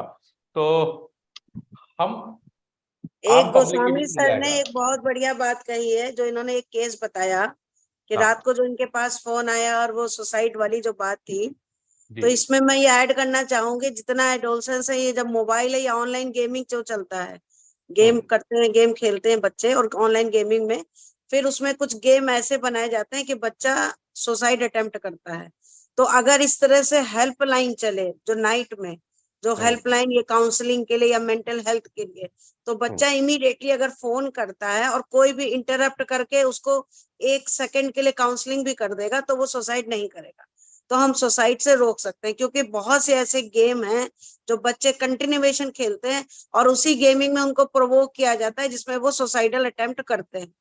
तो जो इन्होंने, जैसे सर ने बताया ना कि इन्होंने बाय चांस फोन किया, इन्होंने एक तरह से काउंसलिंग ही कर दी उसकी सेकंड्स के लिए। तो ऐसे ही मेंटल हेल्थ की जो लाइन होनी चाहिए काउंसलिंग के लिए, 24 आवर्स हेल्पलाइन चलनी चाहिए, जिसमें कोई भी बच्चा या कुछ फोन करके पूछता है तो इमीडिएटली वो काउंसलर कुछ भी बोलेगा, क्योंकि ये सुसाइडल थॉट अगर सेकंड्स के लिए रोक देगा तो वो फिर सुसाइड नहीं करेगा उस समय, वो बाद में आएगा, उस एट प्रेजेंट उस सिचुएशन में नहीं करेगा। तो इस तरह की एक फैसिलिटीज भी हमें अवेयरनेस है क्रिएट करनी चाहिए हर लेवल पे, छोटे छोटे शहरों में, विलेज में, गांव में, धीरे धीरे ये डेवलप करना चाहिए। जो क्योंकि गेमिंग करते हैं बच्चे, उसमें बहुत सारे बच्चे, आपने पहले भी देखा होगा कि उसमें वो सुसाइड करते हैं, तो वो हमें रोकना चाहिए, क्योंकि बच्चे सबसे ज्यादा क्यों विक्टिम वही बनते हैं, क्योंकि वो इमेच्योर होते हैं। बिल्कुल डॉक्टर श्रीवास्तव जी, यहाँ तक तो ठीक है। साइबर किस पे चल रहा, हम बात कर रहे हैं आज साइबर की। सबसे बड़ी इशू आ रही है साइबर के, इस चीजों के बारे में लोग जानते कम है। अभी हम लोग इस फोरम पे बहुत सारे बात कर लिए, और यहाँ बैठने के बाद जब मैंने 8 एपिसोड कर लिया तो मुझे लग रहा कि हाँ मैं बहुत कुछ जान गया, पर जितने बार भी आप जैसे स्पीकर आते हैं तो लगता है कि अभी तो कुछ भी नहीं जाना है।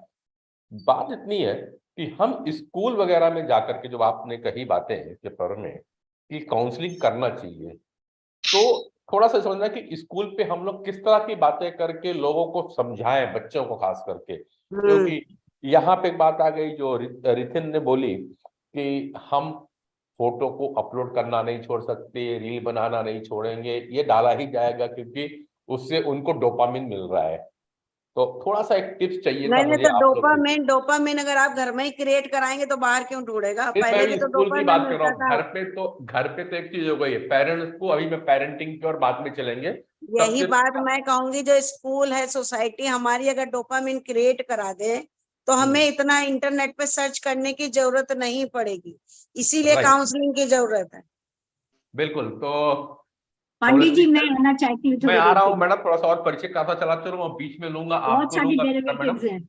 2-3 लोग और भी हैं, डॉक्टर अनिल गुप्ता भी आ गए हैं और होलिस्टिक हेल्थ कंसल्टेंट के रूप में प्रैक्टिस कर रहे हैं, अनोखी विद्या नहीं, है मेरी इनसे। एक इमीडिएट, पांडे मैं जी आ रहा हूँ सॉरी, मैडम, आ रहा हूँ, आपके पास आऊंगा, थोड़ा सा इंट्रोडक्शन देता हूँ साथ में। मैं आपके प्रश्न के पहले मैं चाहूंगा कि बहुत दिनों से पिछली बार भी बात नहीं कर पाया था, और हमारे पास में डॉक्टर रंजीत जी भी पिछले बार भी थे, इस बार भी है, तो मैं थोड़ा चाहूंगा रंजीत सिंह जी आप आ जाए, फिर मैं शुभ्रा शांडिल्य मैडम आपको लूंगा। डॉक्टर रंजीत जी हैं? डॉक्टर अनिल मैं आपको बस शुभ्रा मैडम के बाद कॉल करता हूँ। डॉक्टर रंजीत जी हैं कि चले गए? मैडम हर बार बेचारे रंजीत साहब चले जाते हैं। चलिए वे आते हैं और शायद उनको हम टाइम नहीं दे पा रहे हैं। सॉरी अगर मेरी आवाज रंजीत जी आपको पहुंच रही है तो नेक्स्ट टाइम जरूर हम आपको विशेष तौर पे करें। चलिए शुभ्रा मैडम आप कुछ कंटिन्यू कर रही थी, लेट्स। नहीं, मैं सबके ध्यान से सुन रही हूँ। अनिल जी तो बात करेंगे रिगार्डिंग फैमिली टुगेदरनेस। मेरी एक जो है प्रश्न आ रही है, गोस्वामी जी ने जो केस साइट किया, why should a boy talk to a police officer and say that I want to commit suicide? ना यहाँ पे अनिल जी आप तो लगातार बोल रहे हैं ना, मैं भी बोल रही हूँ, उसने अपने पेरेंट्स से क्यों नहीं बात की कि मैं सुसाइड करने जा रहा हूँ? एक पुलिस ऑफिसर को मिडनाइट में क्यों फोन कर रहा है? इसको कहते हैं फैमिली एलियनेशन, इसको कहते हैं lack of trust and confidence in the parents. वो भले ही सुसाइड नहीं करता, वो घर से भाग जाता। जिसमें भी आप गोस्वामी जी अग्री करेंगे, एज अ क्रिमिनल साइकोलॉजिस्ट मैं बोल रही हूँ, मैं क्रिमिनल माइंड को नहीं अग्री करती हूँ। criminal mind grows in the very family where the child is not getting absolute training, moral instruction and love environment. वो चला जाता है, and आशा भी अग्री करी इस बात। दूसरी बात है, आपने देखा होगा पांडे जी, हम लोग लगातार बोल रहे हैं in the university at the age of 4 आजकल बच्चे घर छोड़ के स्कूल में जा रहे हैं and they are left there. बच्चों को अगर स्कूल में जैसे जैसे बड़े हो रहे हैं, काउंसलिंग की बात की, हम लोगों ने बहुत बार जिक्र किया कि साइबर सेल केवल पुलिस में क्यों होगा? Why not have a grievance cell in the university, जहाँ पे सेक्सुअल एक्सटॉर्शन हो रहा है, जहाँ पे लोग फिशिंग कर रहे हैं, जहाँ पे फ्रॉड हो रहा है, students want to come to the teachers and discuss their problem. तो पुलिस के पास वर्कलोड कम हो जाएगा या नहीं? बच्चों की पढ़ाई में इंटरेस्ट होगी या नहीं? बच्चे कहीं भागेंगे नहीं, वो ठीक से ट्यून्ड होकर टीचर्स के साथ काउंसलिंग होगी और बच्चे ठीक हो जाएंगे। केवल पढ़ाने से नहीं होगा पांडे जी, आज भी मैं बोल रही हूँ, मैं लगातार बोलूंगी। मेरे पास लोग कहते हैं we are cyber teachers in the school. तुम लोग पढ़ा के एज ए सिलेबस छोड़ देते हो, what is the internal story? मेरा कहना लगातार यही बात है। और तीसरी बात मैं कह रही हूँ, डॉक्टर आशा कह रही थी, वही कह रही हूँ, she is stopping at counseling. Counseling is not enough. There has to be a follow-up after a counseling. That whether the girl or the boy has got rehabilitated या वो अभी तक घूम रहा है वॉन्डर कर, that is very less. ये है साइबर सेल हर यूनिवर्सिटी कैंपस में होना चाहिए, ये मेरा कहना है। Thank you. Right, doctor Goswami साहब इसी बात को कंटिन्यू करूंगा। Sorry doctor Anil ji, Goswami sir के बाद में एक प्रश्न लेता हूँ, फिर आपके पास में पहुंचता हूँ। गोस्वामी साहब, पुलिस बहुत सारे मूवमेंट चलाती है अवेयरनेस के, कभी ट्रैफिक को लेकर के अवेयरनेस प्रोग्राम होते हैं, कभी आप नशा मुक्ति को लेकर अवेयरनेस प्रोग्राम होते हैं, और हम इस पे स्पेशली स्कूल और कॉलेज को अप्रोच करते हैं। सर, जैसा कि शुभ्रा मैडम ने अभी बोला कि साइबर सेल का जो गठन हो जाना चाहिए वो केवल पुलिस थानों के बीच में क्यों सीमित है, यूनिवर्सिटीज में और विश्वविद्यालय में क्यों नहीं हो सकती? सर, उसी तरह क्या पुलिस महकमे की तरफ से पहल होने की आवश्यकता नहीं है कि हम साइबर अवेयरनेस के जो प्रोग्राम है कंपलसरी रूप से स्कूल्स में चालू करवाएं, खास करके जो मिडिल और हायर सेकेंडरी स्कूल्स हैं? सर, थोड़ा आपने एकदम सही कहा। मैं इस पे थोड़ा सा और ऐड करता हूँ। ये आपने जो आजकल हम हमने अभी एक नई ब्रांच बनाई है फोरेंसिक साइंस की, उसका नाम है कम्युनिटी फोरेंसिक्स। और इसको अभी I coined this term very recently and first lecture I delivered in Tata Institute of Social Science. मैं थोड़ा सा समय पांडे जी लूंगा इसके लिए। ये साइबर के लिए नहीं है। आपको मैं एक चीज और बताना चाहता हूँ, सभी के लिए कंजम्पशन के लिए इम्पोर्टेंट है ये, कि जो अभी हमारे जो कानून बन रहे हैं, ये जो 3 कानून है हमारे, पीनल कोड, प्रोसीजर कोड और एविडेंस एक्ट, इनके नाम 3 के हैं। उसमें जो हमने नया जो एक कानून जो हमारा प्रोसीजर कोड है, उसका नया नाम दिया गया है भारतीय नागरिक सुरक्षा संहिता। भारतीय नागरिक सुरक्षा संहिता, उसकी जो एक सेक्शन है 176 पार्ट 3, उसमें ये प्रोविजन आ रहा है कि जिन अपराधों में 7 साल या उससे अधिक सजा है, उनमें सभी में फोरेंसिक एविडेंस कलेक्ट किए जाएंगे। आप समझिए, दोबारा रिपीट करता हूं, इस सेक्शन के अंदर ये प्रावधान आने वाला है जो अभी पार्लियामेंट में विचाराधीन है, कि जो भी अपराध हैं, चाहे वो साइबर का हो, चाहे वो बॉडी ऑफेंस हो, कोई भी हो, उनमें सभी में जिनमें 7 साल या उससे अधिक सजा है, उनमें सब में फोरेंसिक साइंस का इन्वेस्टिगेशन किया जाना मैंडेटरी होगा, सेल वर्ड है उसमें। अब इसके रिपरकशन क्या होंगे? रिपरकशन ये होंगे कि हमें कॉमन आदमी को भी ये पता कराना जरूरी है कि फोरेंसिक साइंस है क्या। आपको इसका मैं एक छोटा सा उदाहरण बताता हूँ, ये कॉमन नॉलेज के लिए जरूरी क्या है। आम आदमी ये भी कह सकता है या आप कह सकते हैं कि आप फोरेंसिक साइंस से आम आदमी का क्या मतलब, क्या जरूरत है उसको। मैं आपको उदाहरण देता हूँ। हम लोग लगभग 97-98 में नौकरी में जब आए, तो उन दिनों मोबाइल फोन का बहुत थोड़ा इस्तेमाल शुरू हुआ था। जैसे जैसे 2-3 साल में मोबाइल फोन आए, मोबाइल फोन खोने शुरू हुए, और लोगों को पता चला कि पुलिस जो है वो मोबाइल फोन ढूंढ देती है, और एक टर्म यूज होती है कि मोबाइल फोरेंसिक सर्विलांस करा दो। तो कई बार ऐसे भी हमें उदाहरण देखने को मिले कि थाने पे आते थे, या हमारे पास भी एज एसएसपी लोग आते थे, इवन रिक्शा पुलर आके कहता था कि साहब जरा थाने वालों को बोल दे मेरे मोबाइल का सर्विलांस करा दे, सर्विलांस हो जाएगा तो मेरा फोन मिल जाएगा। सर्विलांस उसे नहीं पता क्या है, वो जब ही टर्मिनोलॉजी कॉमन हो गई। तो मेरा ये कहने का मतलब है कि जो हम ये प्रयास कर रहे हैं इसमें, ये जो कम्युनिटी फोरेंसिक्स है, उसका कंसेप्ट ये है कि जो फोरेंसिक्स के कॉमन डोमेन है, छोटे छोटे, कि मान लिया थोड़ी देर के लिए आपका कहीं पे कोई रेप होता है, और रेप में अगर ये पता चल जाए कि भाई डीएनए बहुत इंपॉर्टेंट है, डीएनए से हमें सही आदमी का पता चल जाएगा, और अगर क्रिमिनल का पता है तो वो बचेगा नहीं। तो अगर आम आदमी भी या विक्टिम की साइड से एनजीओ, मीडिया ये बात उठाने लगे कि भाई इसमें फोरेंसिक में क्यों नहीं किया, आपने डीएनए क्यों नहीं किया, अगर क्राइम हुआ है तो आपने फिंगरप्रिंट क्यों नहीं उठाई, चोरी हुई है, या वॉइस अगर थ्रेटनिंग आ रही है तो वॉइस सैंपल क्यों नहीं आपने कराया, अगर ये कॉमन पब्लिक के अंदर ये कॉमन नॉलेज हो जाएगी, तो इससे हमारी जो व्यवस्था है वो बेहतर होगी। और इसमें ना केवल ऐसे लोग जो क्रिमिनल हैं वो उनको सजा मिलेगी, बल्कि ऐसे लोग जो कई बार निर्दोष फंस जाते हैं, जो मैडम ने अभी कहा था, जो मेरा रिसर्च का भी टॉपिक था फुलब्राइट का, कि इनोसेंस लोग को भी उनको अपनी जो निर्दोषता है उसको सिद्ध करने का मौका मिलेगा। तो ये हमारे न्याय के लिए बहुत ही बेहतरीन व्यवस्था हो सकती है अगर हमें, तो जो अभी आपने कहा साइबर के बारे में, साइबर में ना केवल साइबर के लिए बल्कि कॉमन आदमी को ये बताने की जरूरत है, और इसके लिए बच्चे सबसे इंपॉर्टेंट हो सकते हैं। बल्कि मैंने अभी ये बात चलाई है, अब आपने कह दिया तो मैं उसको भी यहाँ डिस्क्लोज करता हूँ, कि हमें जिस तरीके से हम ज्योग्राफी पढ़ते हैं, हिस्ट्री पढ़ते हैं, फिजिक्स पढ़ते हैं, केमिस्ट्री पढ़ते हैं, उसी तरीके से हमें क्रिमिनोलॉजी और फोरेंसिक साइंस, इसका एक छोटा सा कैप्सूल कोर्स बना करके और इंटरमीडिएट में 10+2 लेवल पे लाना चाहिए। ये बहुत ही रिवोल्यूशनरी काम हो सकता है। उसकी वजह ये है कि आम आदमी को ये पता होना चाहिए कि क्राइम क्या है, किस तरीके से क्रिमिनल का साइकोलॉजी है, क्या होता है। क्योंकि क्राइम ऐसी चीज है जिससे हर आदमी, जिसके साथ नहीं भी हुआ, उससे प्रभावित होने की संभावना बनी रहती है जीवन पर्यंत।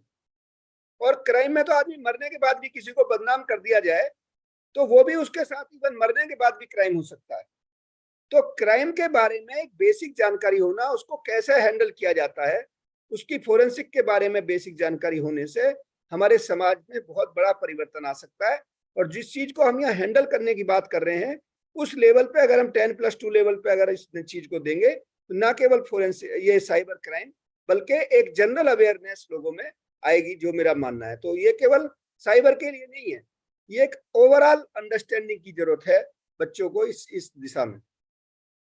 Thank you. और आपने बड़ी विशिष्ट बात की है और उसमें अच्छा बात कही है कि अब समय आ चुका है कि हिस्ट्री, सिविक्स, ज्योग्राफी के साथ साथ में बच्चों को क्रिमिनोलॉजी एंड फोरेंसिक साइंस के बारे में थोड़ा बहुत जानकारी होना चाहिए। सच बात है साहब कि पहले तो कहते थे कि आदमी अगर मर गया तो उसके साथ में अच्छाइयाँ यहीं रह जाती, बुराइयां दफन हो जाती हैं। लेकिन अब जो डिजिटल का समय आ चुका है डॉक्टर अनिल साहब, अब वो समय आ गया कि शायद मरने के बाद में आपको नंगा किया जाए। और जब आदमी चला गया है तो पुरानी कहीं किसी सर्वर में वीडियो या कोई फोटो पड़ी होगी, उसमें भी छेड़छाड़ करके और आपको मरने के बाद भी बदनाम किया जाए। शायद आपके बच्चे और पोते इससे परेशान होते रहेंगे आने वाले समय में।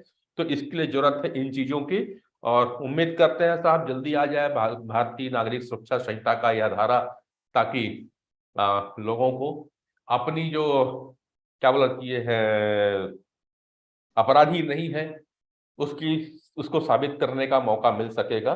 देखते हैं। और डॉक्टर अनिल गुप्ता जी, आप वैसे परिचय मैं फिर से दे दूं, गोस्वामी साहब, आप डॉक्टर अनिल गुप्ता जी हैं, छत्तीसगढ़ के जाने माने ऑप्थेल्मोलॉजिस्ट हैं, मगर पिछले कुछ समय से इन्होंने वैदिक विज्ञान पे पीएचडी की चक्र विज्ञान को पढ़ा है, एनएलपी को देखा है, और देश विदेश में एक होलिस्टिक हेल्थ कॉन्सेप्ट तरह चल रहे हैं और बच्चों को लगातार ट्रेन कर रहे हैं और बड़ों उनके पेरेंट्स को भी ट्रेन कर रहे हैं कि आपको माइंड को कंफ्यूज मत करिए, माइंड को कैसे बना के चलना है। और आपकी किताब एक बहुत शानदार चल रही है, उसका है क्या बॉडी बियॉन्ड बॉडी, जिसपे इन्होंने एक बात करी है कि मैंने तो एमबीबीएस किया, लेकिन एमबीबीएस के बाद में समझ में आया कि केवल एम और एस रह गया था, बी और बी ही पढ़ पाया था। इन्होंने एक नई डेफिनेशन दी गोस्वामी साहब एमबीबीएस के, बोला माइंड, ब्रेन, बॉडी, सोल। तो हमारा जो पूरा टॉपिक मस्तक पर दस्तक चलता है, कहीं ना कहीं माइंड, ब्रेन, बॉडी, और आपने जो भी बात कर दी वो सोल की बात लास्ट क्लास में कर दी है कि अब वो समय नहीं रहा कि सोल को भी ये अपवित्र कर जाएंगे अगर वो सोल चली जाएगी तो भी।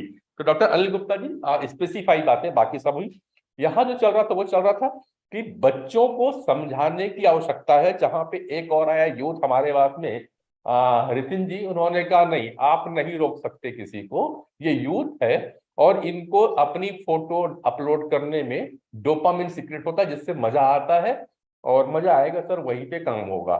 लेकिन इस बात की हिमाकत सब कर रहे हैं कि हमको बच्चों की काउंसलिंग करने की आवश्यकता है और साइबर के प्रति जागरूक करने की है।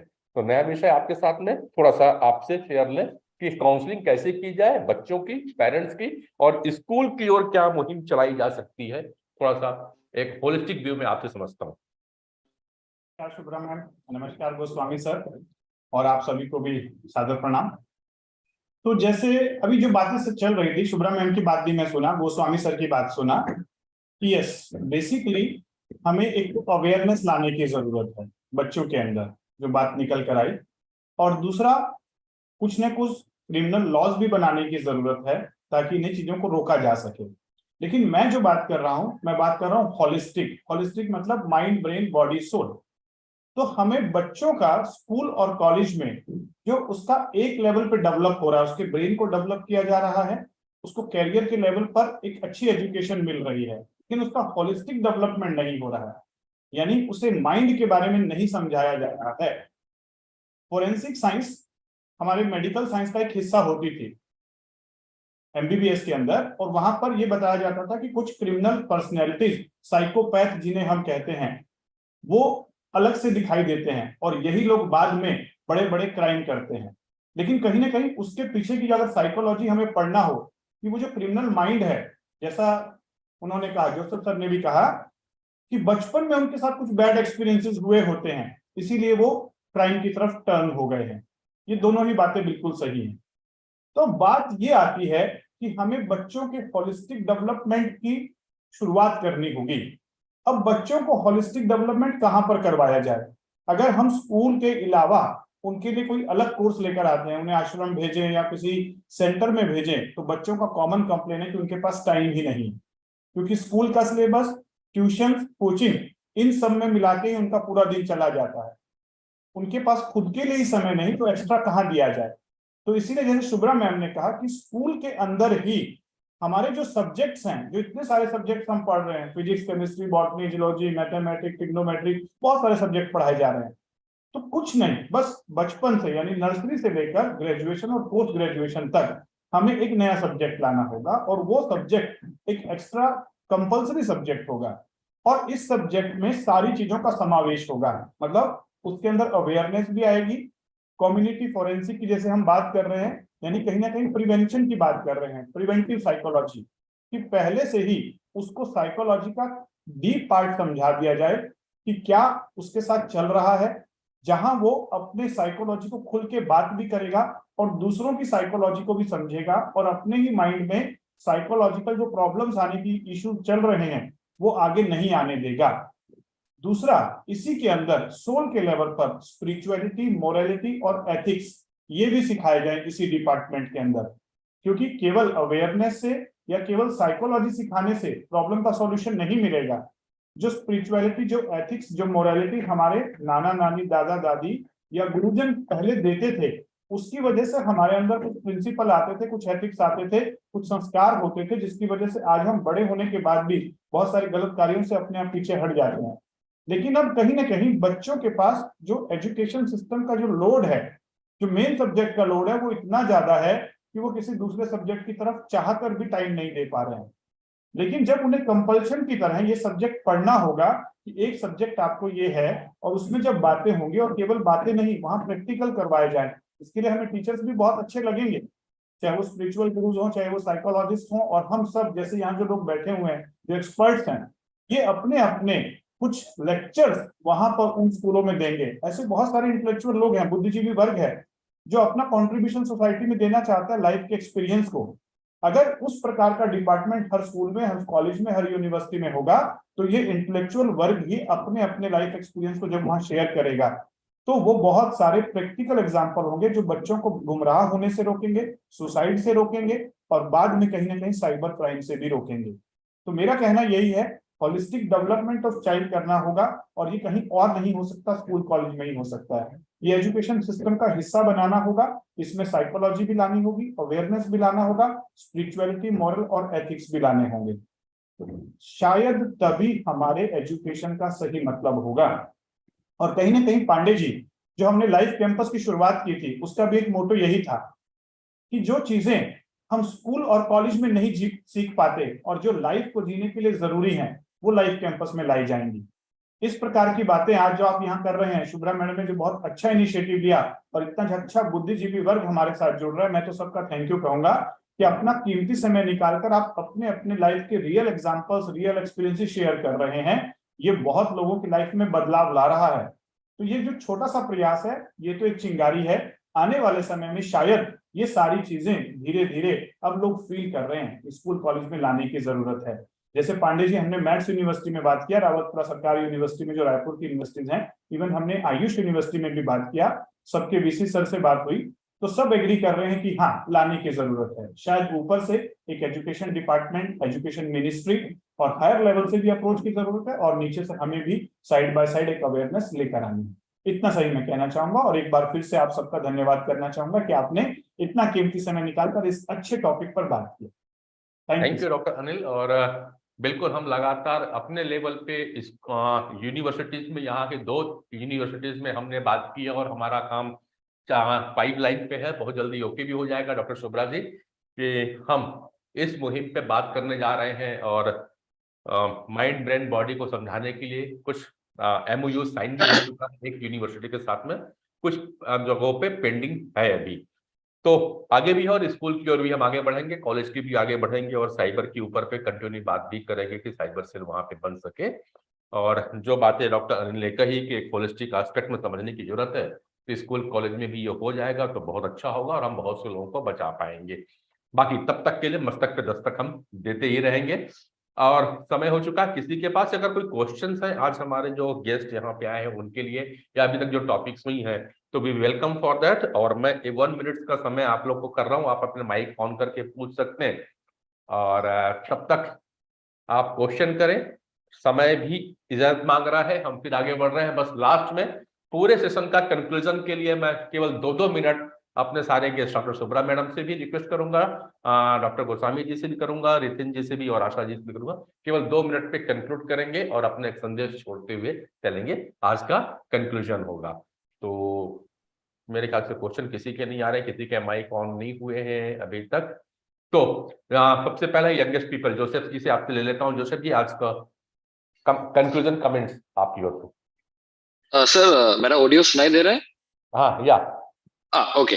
Sir, so like how Anil sir also mentioned, जो इम्पोर्टेंस है स्कूल में काउंसलिंग करना, या ऑल्सो ये भी एक चीज बहुत इंपॉर्टेंट है कि स्कूल में आइडेंटिफाई करना कि जिन स्टूडेंट्स को ज्यादा बुली करता है.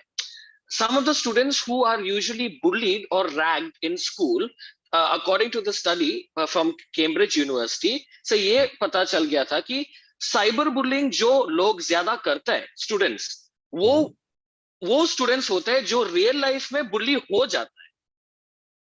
सो जो लेस पॉपुलर होता है, जो अकॉर्डिंग टू द स्टडी जो ज्यादा अकॉर्डिंग टू द स्कूल या उनका दोस्त लोग से ज्यादा अनअट्रैक्टिव होता है, वो स्टूडेंट्स जो रियल लाइफ में ज्यादा बुली होता है वो जाके क्या करता है, साइबर बुलिंग में क्रिमिनल्स हो जाता है, या फिर they become more inclined towards cyber bullying. क्योंकि जब वो स्क्रीन का सामने खड़ा रहता है और जब वो पर्दा होता है, या इंटरनेट का जब ये डिफेंसिव पर्दा होता है, where your face is not seen, your name is not known, वो बहुत पावर देता है वो लोगों को वेंट करने के लिए कि मैं रियल लाइफ में ज्यादा बुली हुआ था, but right now I want to take that frustration, वो गुस्सा मुझे और किसी पे निकलना है, और internet becomes the best platform to do that. So identifying students who get bullied in schools are also very important, so proper counseling can be given to them, and so we can listen to the kind of pain and suffering that they go through in schools, so that they don't end up becoming a cyber bully in the internet. And so that's all I want to say. So prevention is very important. Dr. Asha Srivastava जी, मैं तो सिर्फ एक जो doctor Sanyal madam ने बोला है basically कि हमें क्या करना चाहिए स्कूल में या यूनिवर्सिटी के अंदर, बजाय पहले थाने पे कंप्लेन करने से पहले एक सेंटर होना चाहिए साइबर का, जिसमें कोई भी बच्चे को प्रॉब्लम हो रही तो वो वहां आकर के रजिस्टर्ड कराए और वहां आकर के बोले, जिसमें जो कुछ भी काउंसलर है या कुछ उनको हेल्पिंग एड वगैरह टीचर्स दे सके, नंबर 1. सेकेंडली, जो डॉक्टर गुप्ता ने बोला है, that is the package of all thing. Psychology भी हो गई, होलिस्टिक अप्रोच हो गया, वैदिक हो गया, जिसमें हम एक कॉम्बिनेशन के साथ बच्चों को वो पढ़ा सकते हैं, सिखा सकते हैं, उनका मॉरल वैल्यूज बढ़ा सकते हैं और उनकी काउंसलिंग कर सकते हैं. तो यही मेरा कहना है, ये 2 पॉइंट है.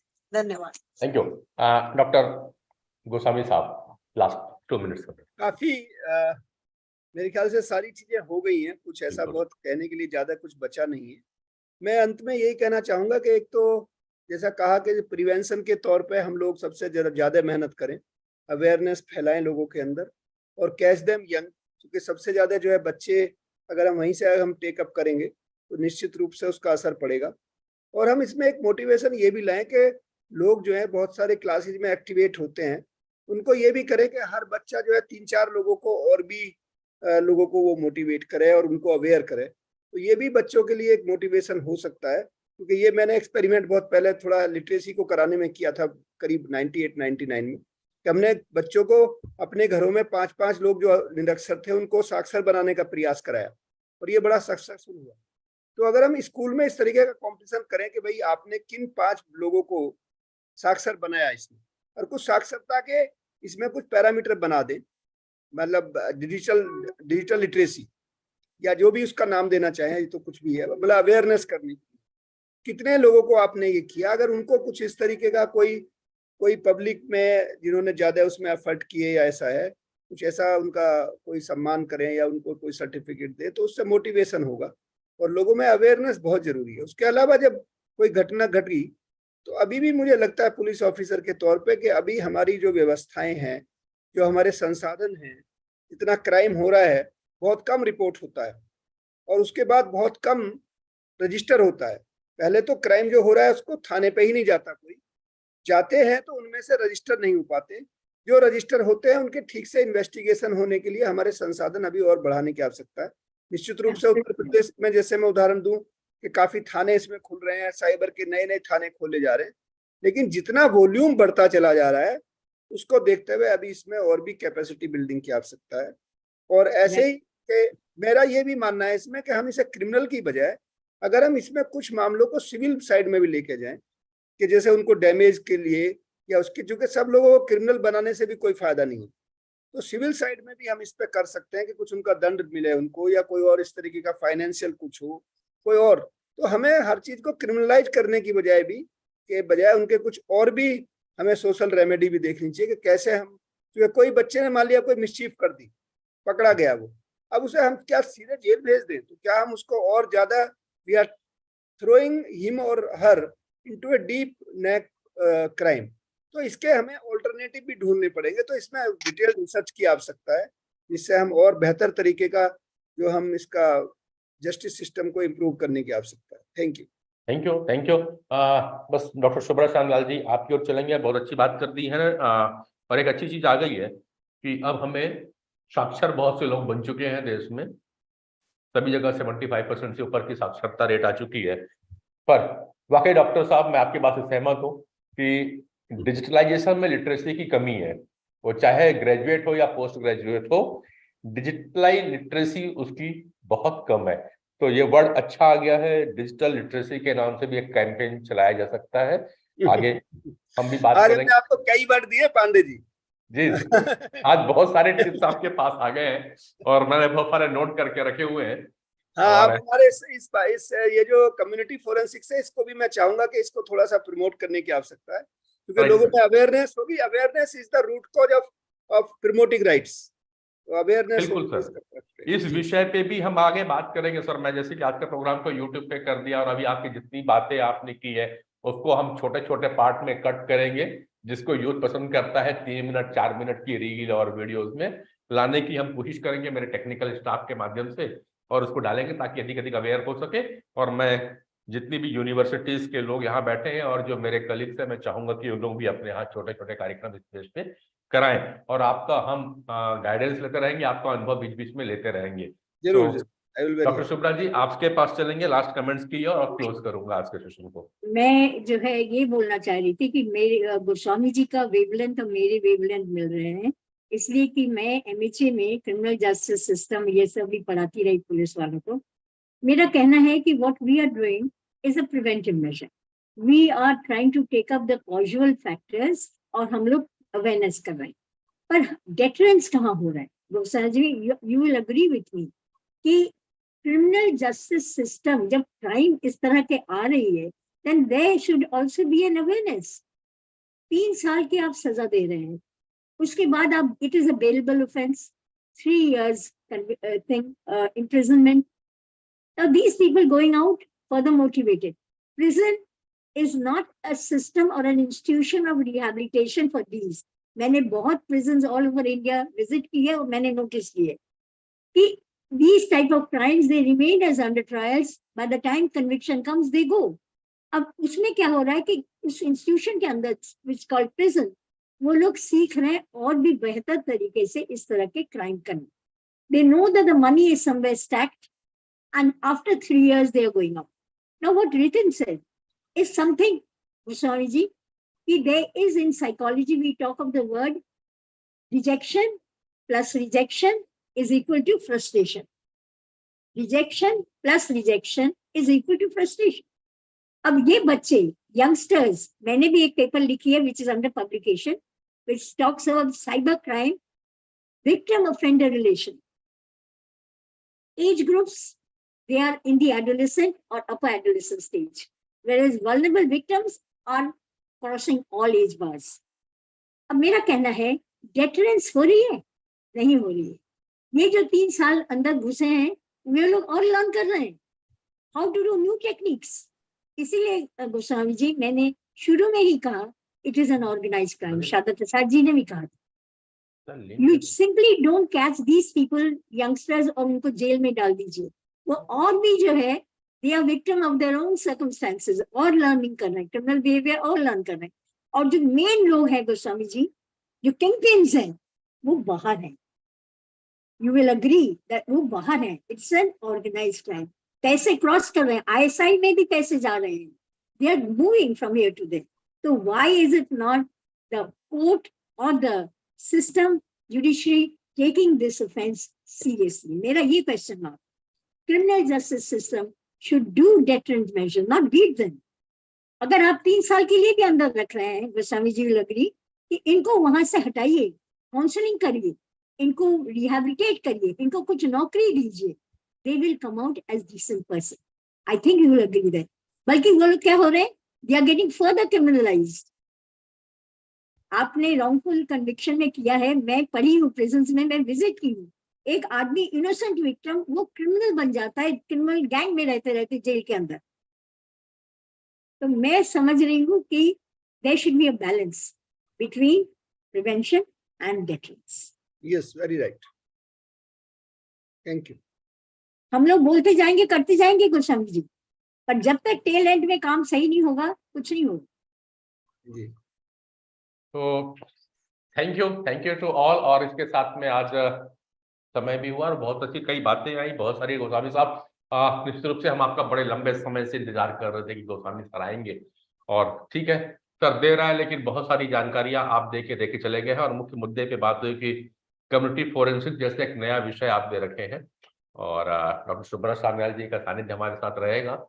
सर मैंने जब शुरुआत की थी, शायद आपसे बात हुई थी, करीबन शायद 2 या 3 एपिसोड हुए थे कि गोस्वामी सर आएंगे। आज 8वां एपिसोड कंप्लीट हुआ और आप आए, और उस समय तो हम सोचे थे कि शायद 4 से 6 एपिसोड ही इसको बमुश्किल चला पाएंगे, लेकिन सर अभी लगता है कि अब आप जैसे लोग यहाँ पे आकर के जो मुझे जानकारी दे रहे हैं, तो मुझे लगता है ये प्रोग्राम नवंबर तक तो चल ही जाएगा मैडम, क्योंकि अभी बहुत सारे टॉपिक यहाँ पे आ चुके हैं। तो हम ये प्रोग्राम को सर और मस्तक पे दस्तक प्रोग्राम चलाते रहेंगे, और आपकी विभिन्न जगहों पे जरूरत पड़ती रहेगी। डॉक्टर अनिल गुप्ता और डॉक्टर सुब्रह सान्याल और मैं तीनों अलग अलग विषयों पे बात करते रहते हैं। और सर मजा आने लगा है, जुनून सा बन चुका है हमें करने का। और डेट एंड टाइम और डेट भी फिक्स, मतलब डे फिक्स कर दिया है, फ्राइडे टाइम फिक्स कर दिया शाम को 7 बजे।